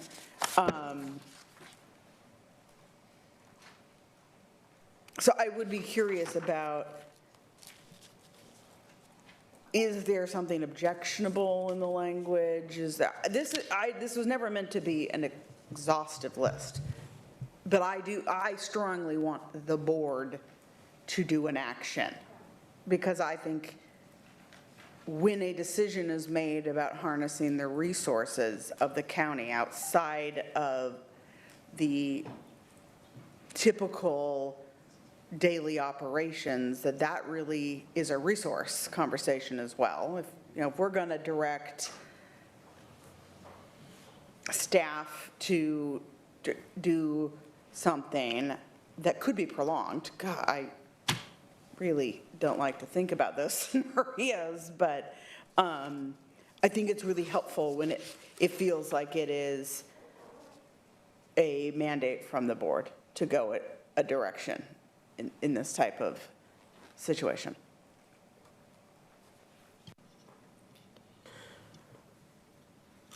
Yeah, to answer your question, or to respond to your question regarding just language, on point 2, I think the last sentence is, or a couple things. The last sentence is the board requests daily situational assessment reports to commission offices. I don't think if we do move forward with it, I don't think it has to be daily. I mean, it could be weekly or bi-weekly. Like I said, I trust that they're doing good work based off of the updates that they provided today. Maybe even consider a report out to the board, whether it's like once a month or every other month, or if we can come to an agreement on that. Some of the work is currently being done. I think we mentioned that already, like we get the reports from the Government Affairs Office as far as like the updates from the federal administration. It would be good to know how we're responding or how that impacts our work directly. I don't know how we reflect that here. So we're already, like some of the work, or most of the work we're doing, like in the first bullet point, most of the work we're doing currently. And then the initial situational assessment report, looks like we are doing an assessment now. So just having a time certain as far as when that report comes out, I think we should work with Director Voss and Director Sir Morrissey on that. Did you guys work with them on drafting this? I guess maybe I should start there. Did you work with them on drafting this or getting input? I know our staff asked about that specific issue. Okay. I can't say to what, I did not specifically talk to Sarah. People talk to Sarah, I don't know exactly. So one thing I would say is, if you want to put daily and substitute regular or as needed, I feel like over the weekend, there's going to be an awakening when people realize that they don't receive these benefits. And I don't care if it says daily or regularly or as needed. But I certainly don't want to get it monthly, because I know next week there will be individuals in this community who have missed all the news so far and realize they don't have food. Yeah, a week or something. I think we might be interpreting literally the definition of this differently, right? Because I'm hearing what you're saying sounds more like it's a briefing formal to the board that comes, but what we're getting already is more of a daily situational report. And so I guess the question for me would be, are you all referring to something different than what we're already getting? And does that need to be not Like, we don't want them to come every day to the, every time we have a board meeting and have to update us. And just for what it's worth, like already we've got it, I think we're in day 2. When some of this was contemplated, it wasn't on a daily. I understand that. I think I'm just looking for Yeah. that clarity. You all mean what the content that we're getting is what you were looking for. It's not something more specific, like a formal board briefing that is every week. No, it's Okay. not Thank you. it's not a new or a different thing. Okay. Commissioner, were you saying you might want something that is more formal, that's on more like a monthly basis? I was just saying exploring Okay. or adding to, yeah, but Okay, What we're thank you. asking I'm here. just trying to get clarity on what folks are saying, so thank you. you're welcome, appreciate that. So I think the other thing that's key here is number 3, which is the board directs the county to produce an initial report of recommended actions to the board. And to me, why this is important, again, is for us to be really intentional. Like, if we spend any dollars that we're thinking about, what's the highest leverage way in which we commit resources, what relationships are needed, how do we want to, leverage the county's relationship, what individual commissioners can do to be supportive. So that, to me, this is what I see is like moving from more just reporting what's happening to a how is the county going to respond. And again, I think there's, the county, as Commissioner Moyer has discussed, has I think, a unique role in sort of all the different constituencies because we already have relationships with many individuals who receive SNAP benefits, and we also have a network across the county. So in number 3, A, B, and C are already what we get in the situation report. D is the addition that isn't currently there, but we talked about with the team this morning, so that's the additional piece. I would love, and I think this relates to some of the conversation earlier that you raised, is this kind of medium-term response from the memo that we put together that is working with regional partners to better coordinate the food assistance ecosystem. It doesn't need to be this language because this was a memo versus a resolution, but getting to that convening component feels important to do here in light of what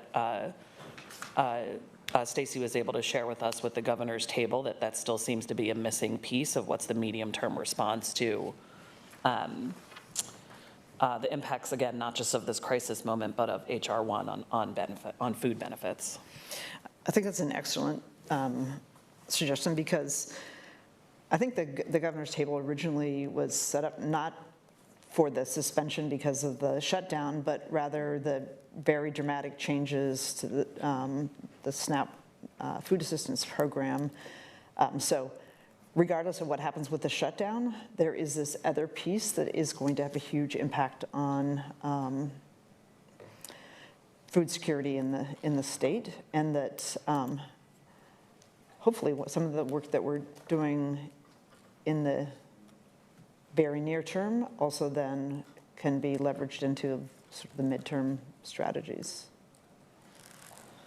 Yeah, I like a lot of what's brought out in the memo that was shared from Commissioner Singleton and Commissioner Brim Edwards. And it is nice to break it out, kind of what is that immediate versus midterm. And I hate to think about long-term, but like regardless of how this chooses to resolve, people were going to experience loss of SNAP benefits this month, a portion, not to this extent, but there were some really significant changes that were already coming November 1. And I haven't seen, I don't know if anyone else has seen the projected cost increase to plans on the affordable, on the exchange. I don't know if we're a double, triple the amount, but like the degree that families are being put under incredible pressure right now is going to spill out into all our services. So I like not losing that. Yeah, I mean, and I think that, so I will say, like, I think when I was looking at 3, like, that to me did seem where like the most, things that aren't, happening yet is like, would be a report on recommendation actions and some of the resources. That makes a lot of sense to me. I also, just in terms of number 1, again, like there's already the Emergency Operations Center is already up and running.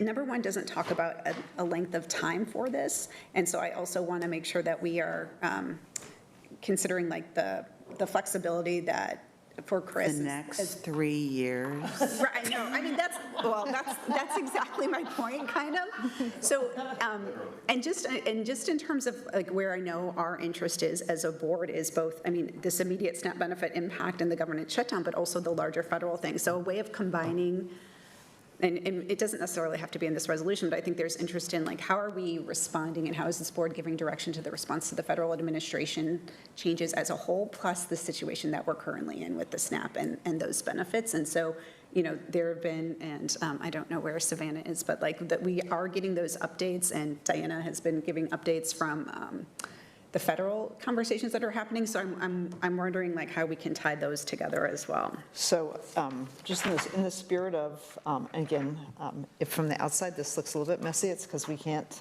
have serial deliberations.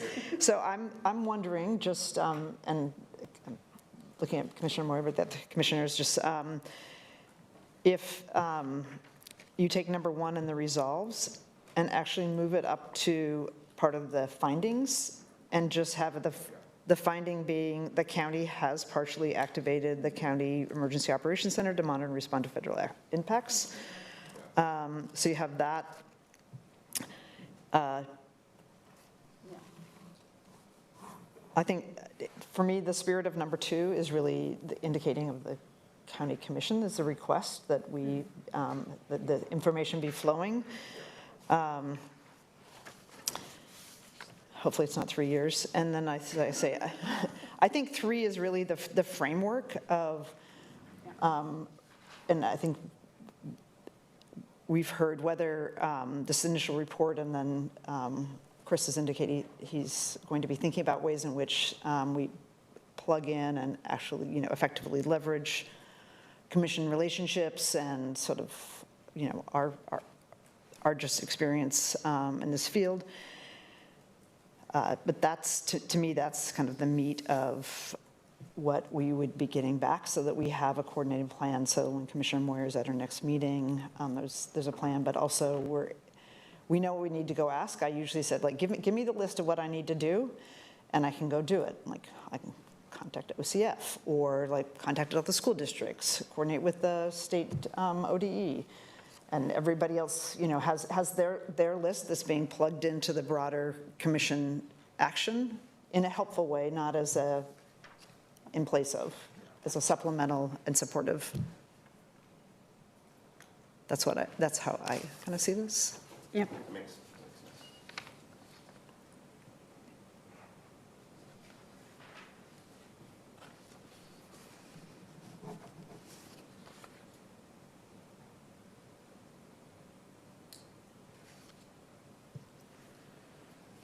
Commissioner Moore, can you think of any ways to bring the part that you wanted about the board and the action in here, or do you want to? Yeah, I guess D could have been a little, it's kind of a sub D. It's like a 1 under D and the weird language number thing. I do think, and again, I don't know where it fits, but the convening. Yeah, I think so too, and I don't know if that's in a finding, but it might be a resolves. I would love for it to be its own number, and I think that we Okay. can include some of the language that we were talking about earlier from the memo around that food ecosystem and that coordination. Maybe not necessarily in the long term, but in that medium-term piece. Work with regional partners to better, is it number 2 of medium term that we would build off of? Yes. Yeah. And I think it's maybe shifting from work with to convene. Convene. Okay.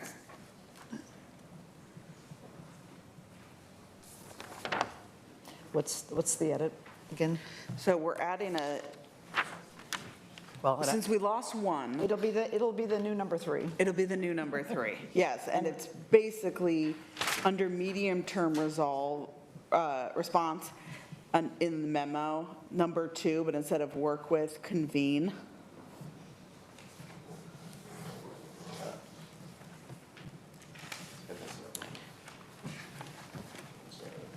Oh, yeah, my memo. Our memo.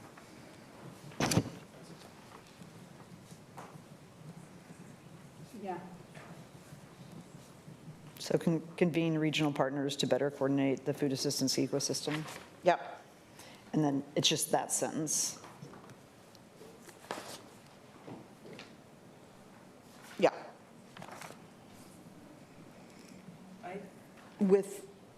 Do we want the rest of the sentences? I mean, they're just kind of explanation of doing. I don't First know line. that they need to be in the resolves part, but maybe it's in something in the findings component, because I think what we're getting at there is that it's not just the bigs, right? We don't just want to send resources to OFB. We want to be working with some of our smaller providers who maybe don't have access to the Oregon Food Bank.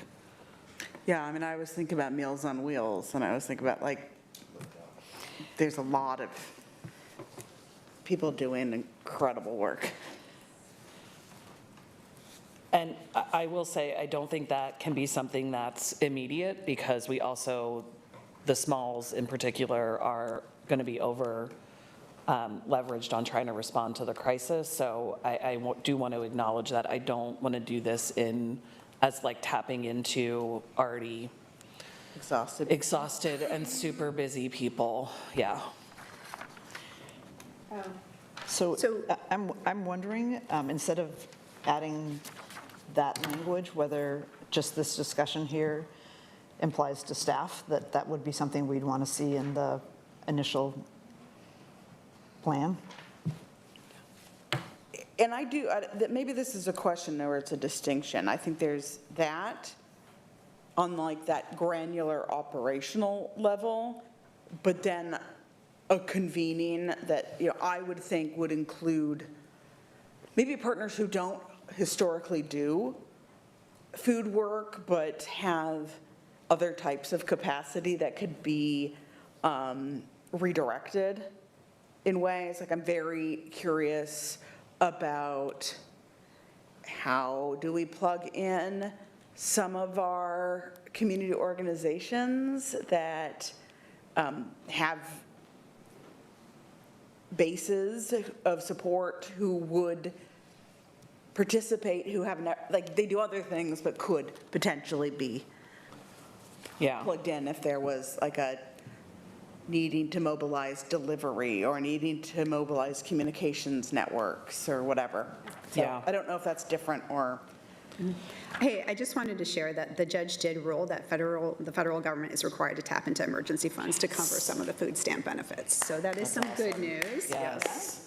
So that's good. As Stacy said earlier, I think there's still a potential question about gaps, but that is, and we now have a breaking news update from Government Relations Director Stacy Kahn.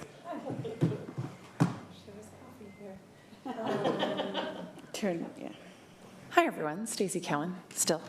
I just wanted to provide a little bit of context. We're all sort of just reading the news. It was just released a few minutes ago. So it wasn't a full temporary restraining order.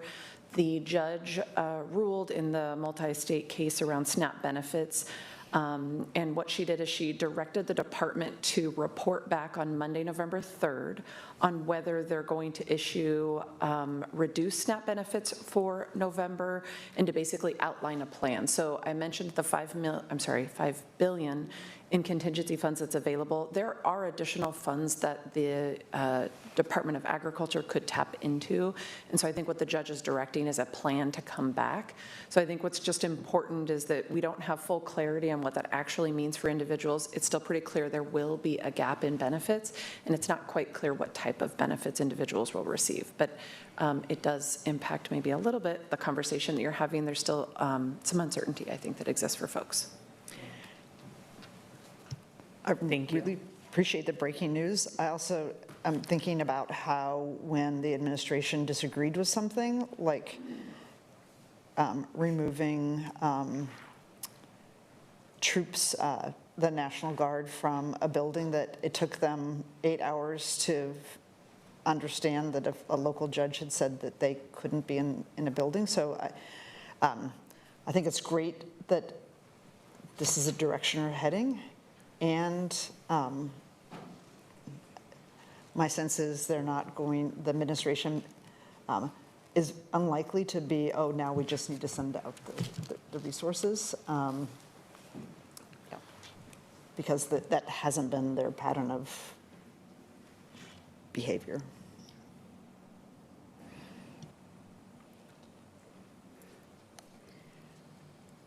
Okay, so we were scheduled for 11 but we're at 11:20. I want to find out what's people's appetite to continue working on this right now. Do we want to, I think this has been a really helpful conversation.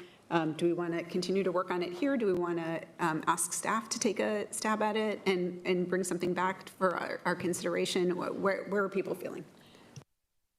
So just given the nature of where we are, that tomorrow is the potential sort of start of the loss of benefits, and just during the meeting, I got another email from a superintendent saying that they're already fielding many questions from families relating to food needs and trying to share out resources as fast as we receive them.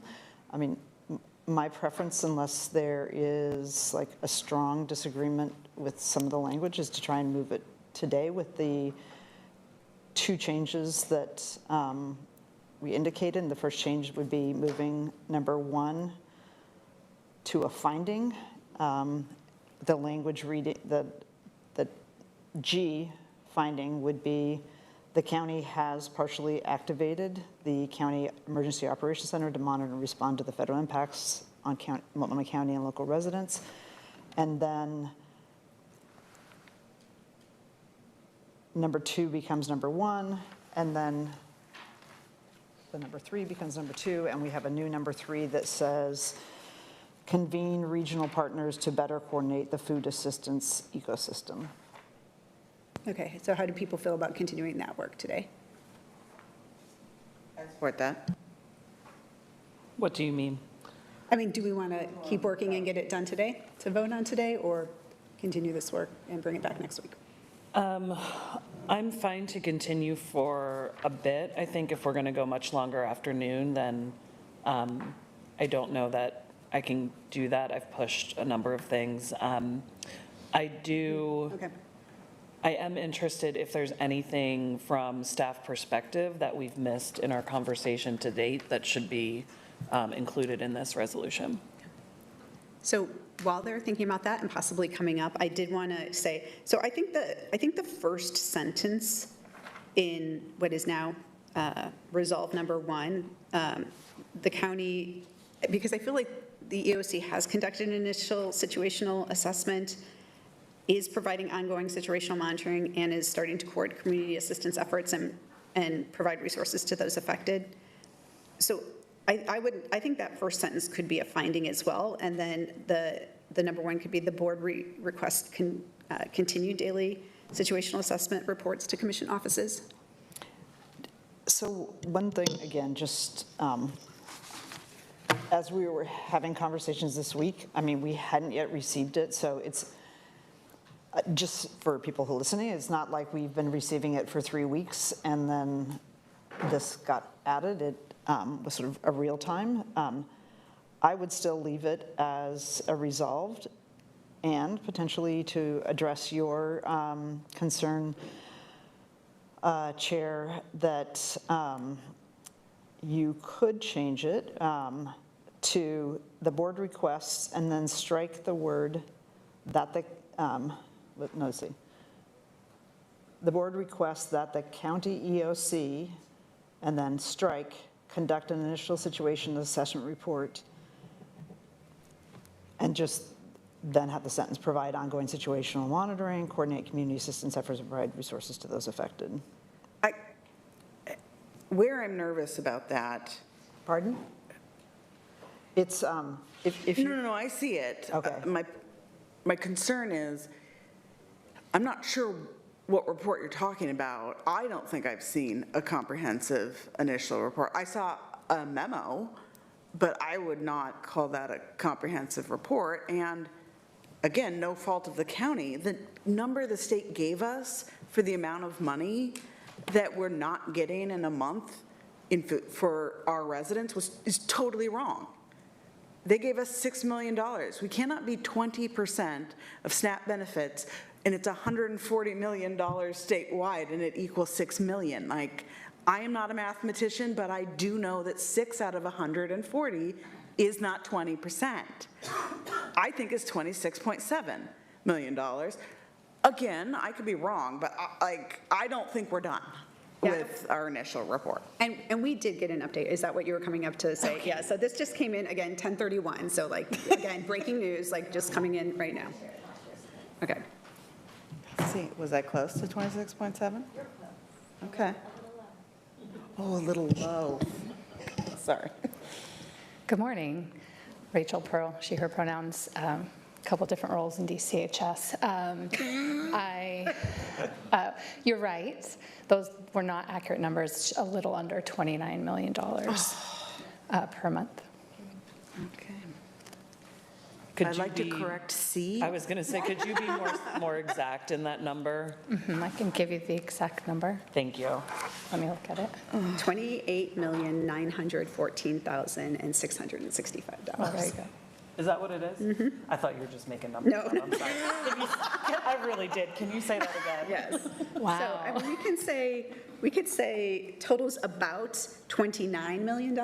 The actual number is $28,914,665.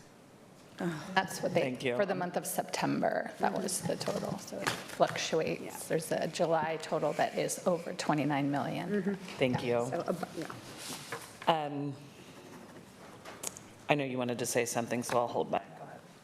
Well, I think I just want to say, speaking on behalf of the team, just it would be helpful to understand what report means, because we have a situational report. I will be honest, if you need a very long, comprehensive report, I don't know what that means, and November 4th is a very short timeline. And so it'd be helpful to understand kind of what does, because you could on some of these topics go very in-depth. We develop metrics, how do we report out on all of these things? I'd say some have easier KPIs than others. So having a better understanding of what the scope is from the board would be helpful. From this morning. I just don't want to just reflect on what is internally happening, but also what we are learning from our partners. And a lot of that is in the situational report, because I happened to read it this morning. I do think that's there. There are some pieces, because you also reference the utilities and some conversations that they're trying to have there. I think that's where, for me, I was like, the board input is missing from that report. I don't think we're external partners, but it felt odd to not have work that we were doing in that report when we have work that other entities are doing. So that's where I think it's still the communication component for me. So, somewhat, Commissioner Moyer, I was willing to make that edit. Because in my mind, when we're going to get this initial report of recommended actions, that it would include context. It wouldn't be with absent context. So again, this is one of, from my perspective, it's better to get it, 70, 80% right than exactly right. Just, I say, I'm really feeling that there's pressure in the community of like, don't get a perfect resolution, but, and you don't need a final report, you need an initial set of actions, and then it just continues to evolve as the external environment live with that. changes, as it did in this meeting with the, Yeah. potentially. Yeah, I think, yeah, because it seems like it's almost conflating in number now 1, initial situational assessment report and initial report of recommended actions are actually 2 different things, but you have to do the first to give us the second. That's fine. But I do completely understand what you're saying is like, what do we mean about a report and what are the details of that? And that's part of where I feel like, again, A through C are things that you're already doing. I think it's literally how the SIT report was organized. It's D that's missing around resources. And I think potentially some of it is what are the places the county can play a role in filling a gap that others aren't already filling? Yeah, and I would also say, like, what resources can both mean exactly what Commissioner Singleton said, and like, could the board do X, Y, Z? Like, not just an official action, but like, we've identified a need to reach out to blah, blah, blah. Yeah. So I will say, Commissioner Brim Edwards, yeah, I think the board requests that the county EOC provide ongoing situational monitoring, coordinate community assistance efforts, and provide resources to those affected is great, and I appreciate those edits. And then I would just say the board requests continued daily situational assessment reports to commissioners' offices, just adding the word continued there. I'm sorry, were you adding? Oh, just right in the second sentence, just continued daily situational assessments. Okay. And then Commissioner Singleton, just looking at you, thinking about your name. So what do you suggest happens with A, B, and C? Just to keep it, just acknowledging that they're already in there? Yes, I think it's, I just wanted to acknowledge, I know Yeah. that's what you all are already doing, Yeah. but I don't know if that's enough direction or if there's additional things that we're, to Deputy COO's point, are there additional things we're looking for in a report that aren't already in there? Because it could be really extensive compared to what we currently get. Yeah. So are you saying to kind of strike those and just weekly updates that considers what resources are needed? I'm fine. Okay, I'm just asking. Yeah, I'm fine to keep them there. Okay. I think it's, I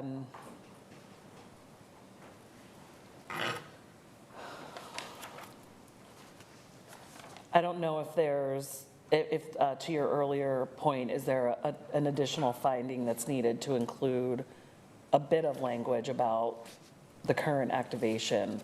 Acknowledging that a lot of what is missing is just because of the timing issues of how we're trying to respond to a crisis. Not to say that the assumption from the commissioners is that it's not happening, it's just the timing of how this all rolled out. So I would like to add something in the finding that acknowledges what's already going on. I just want to ask really quickly for B. Right now, that's work that is happening, but it's very subjective. We don't have a tracker. We don't have, I'm just trying to understand what type of information you would like to see there. Well, I think for me, again, this kind of falls into the medium term that Commissioner Singleton was saying, and I don't expect that we're going to ever have like solid numbers, but like, what are we seeing? We are seeing X in our health clinics as a result. We, our Sun School partners are telling us X. it's just the ability to get updated information about how what's going on is impacting, and also to the degree that we can play a role in meeting some of the emerging need that we're seeing, we would want to have that included. It also uses the term considers. So it's like when you're putting together the plan of action, to have that as a consideration, versus in that case, in this particular case, it's just like, consider that impact that we may have people who aren't going to go to the food banks because of that. But it's not saying, come up with a plan to. Fix it. Well, Commissioner Moyer might want you to do that. But that's not how I read this. I read this as when you're giving us an initial set of actions based on the current context, between now and the 4th, is take that in consideration that, like yesterday there was 2.5 dozen individuals in Woodburn who were picked up by ICE, and every day in the metro area there's activity, and that's having an impact. But I don't think it's telling you to come up with a plan to address it. That's helpful. Thank you. And maybe it's helpful to add, it's disruption to families and their access to services is what I'm hearing us get at a bit here.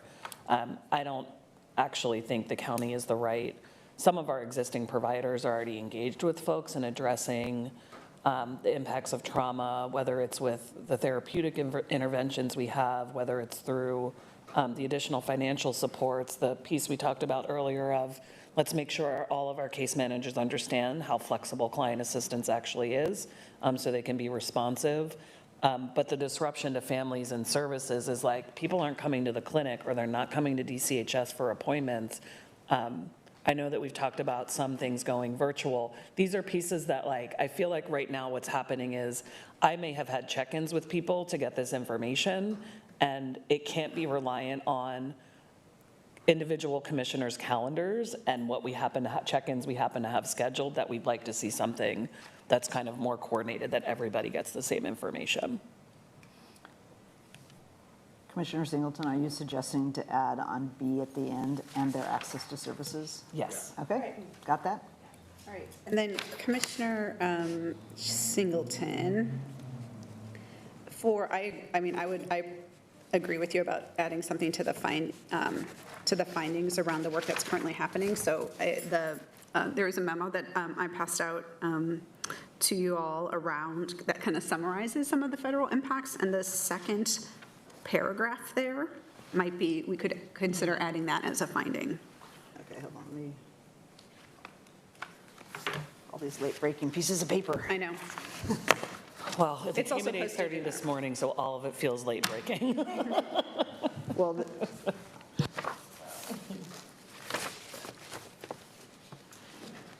okay, hold on.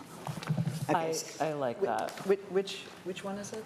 So it's this one, and it's considering putting this one as a finding.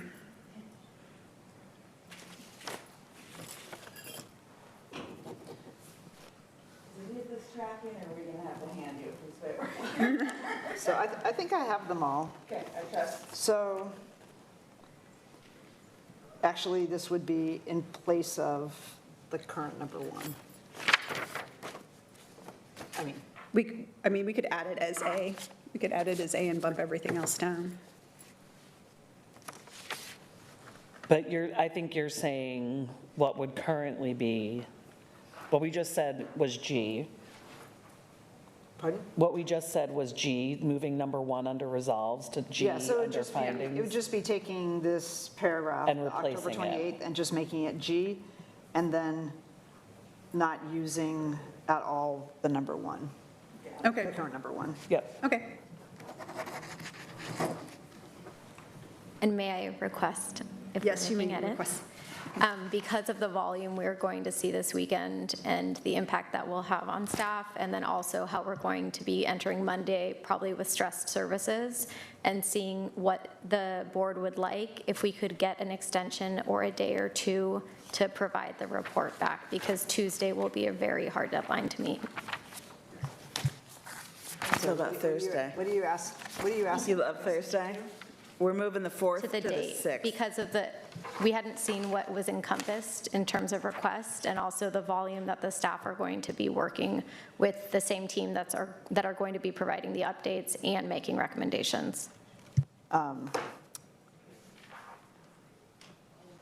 I have this conflict in my brain because I've been a staffer and been delivered like impossible deadlines. So I really want to be respectful of that. And also just that things were already going to be potentially in a crisis situation. So just like, let me check my assumptions maybe. It's like, we're still going to be getting situational reports.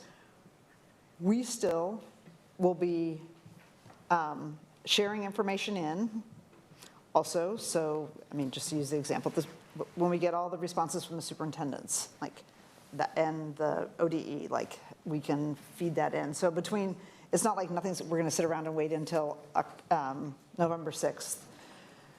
So you may also say, like, we need you to call, we need you to call X, Y, and Z, or,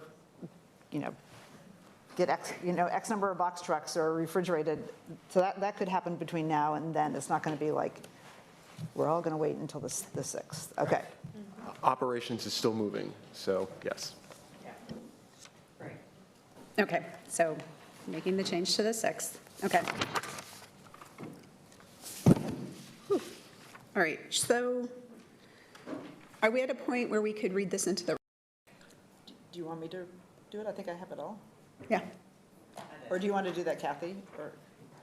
I don't need to read it, but I did want to answer the questions that were posed earlier about the unanimous consent. Oh, yeah, that's great. Okay, so, but because the actual resolution wasn't attached to the notice, that piece was what was not properly noticed, and that's why the vote needs to be unanimous consent. And then, again, and I misspoke on it, it just takes 3 to get it on the agenda, and then everyone who's present to vote, yes. Okay, thank you. Okay.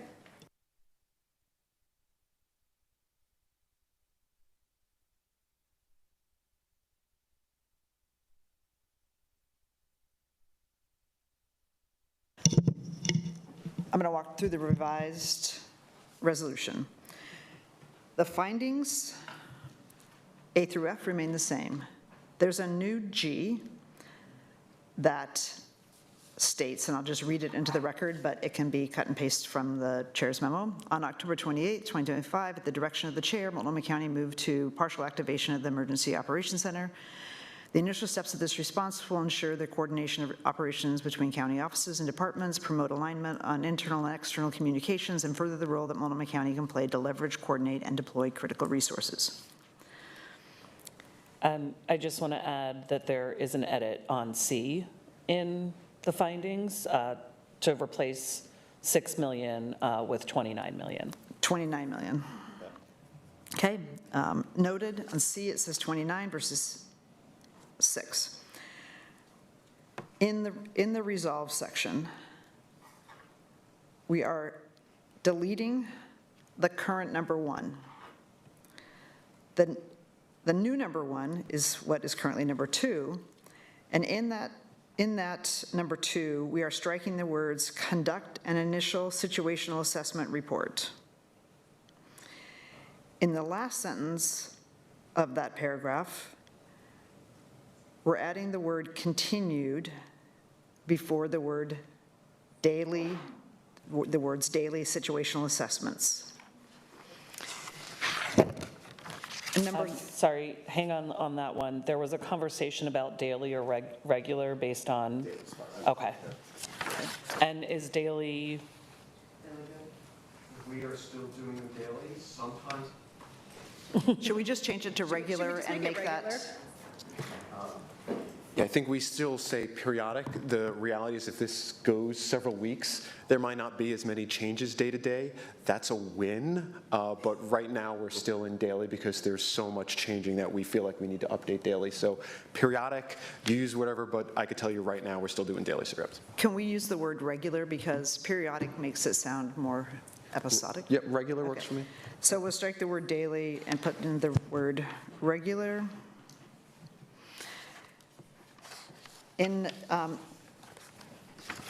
So that now reads, just to make sure I'm clear, that last sentence of what is now number 1 reads, "The board requests continued regular situational assessment reports to commission offices." Yes.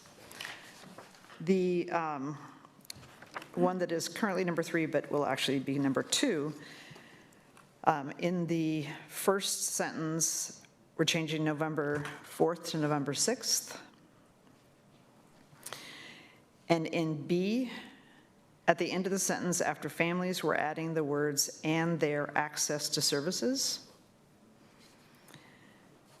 Then we're adding what will be the new number 3, which is convene regional partners to better coordinate the food assistance ecosystem.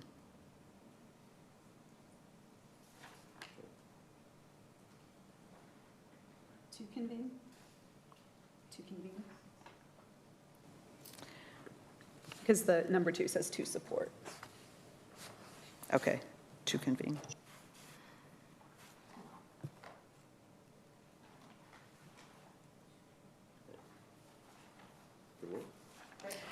So I would move the previously discussed edits, the just discussed edits, as an amendment into the resolution. So I think because we need 3 people, why don't you make a motion to bring forward The amended resolution? the amended, Okay. or the resolution, since we amended it before we've actually been considering it officially? So we have, though we already have an motion on the table, but No, because it needed 3 is what you brought back from your deep dive. so we never had a vote on that motion to see if we had 3. So because we established yesterday that we can withdraw a motion, Commissioner Moyer, can you withdraw your motion? Okay, so I'll make a motion that the board adopt the amended resolution with the edits that were just discussed in the October 31st, 2025 special meeting of the board. Can I have two? Second, and can I have a third? Third. Okay, great. Kathy, were you going to say something? So you were just voting to consider it, and now you'll vote on it? Gotcha, make sure. Right, it's a motion, that was a motion to, And who seconded and who's the third? Moyer seconded and Singleton thirded. Thank you. Thirded? I don't know. Chair, do we need to ask if there's any public comment? Yes, that's what I was going to do next. So, Tasha, is there any public testimony on this item? I'm not sure. We had some people who inquired about it, if they're still here. If anyone in the audience would like to provide public testimony on the resolution before the board, please come forward to the chairs. We've chased them all away. Yeah. All right, I don't see any. So is there any further discussion? Okay, Tasha, can we have a roll call vote? Commissioner Moyer, Yes. Commissioner Singleton, Yes? Commissioner Brim Edwards, Yes? Commissioner Jones-Dixon, Yes. Chair Vega Peterson. Yes, the resolution is adopted. All right, thank you, everyone. Yes, I know folks have to go. That concludes our special meeting. We will have this back probably on the consent agenda so that the board can do it in our regular meeting on Thursday, so we'll make sure that gets posted today. Thank you, everyone, for the time and attention. I really appreciate the great work together on this. There being no further business, we are adjourned.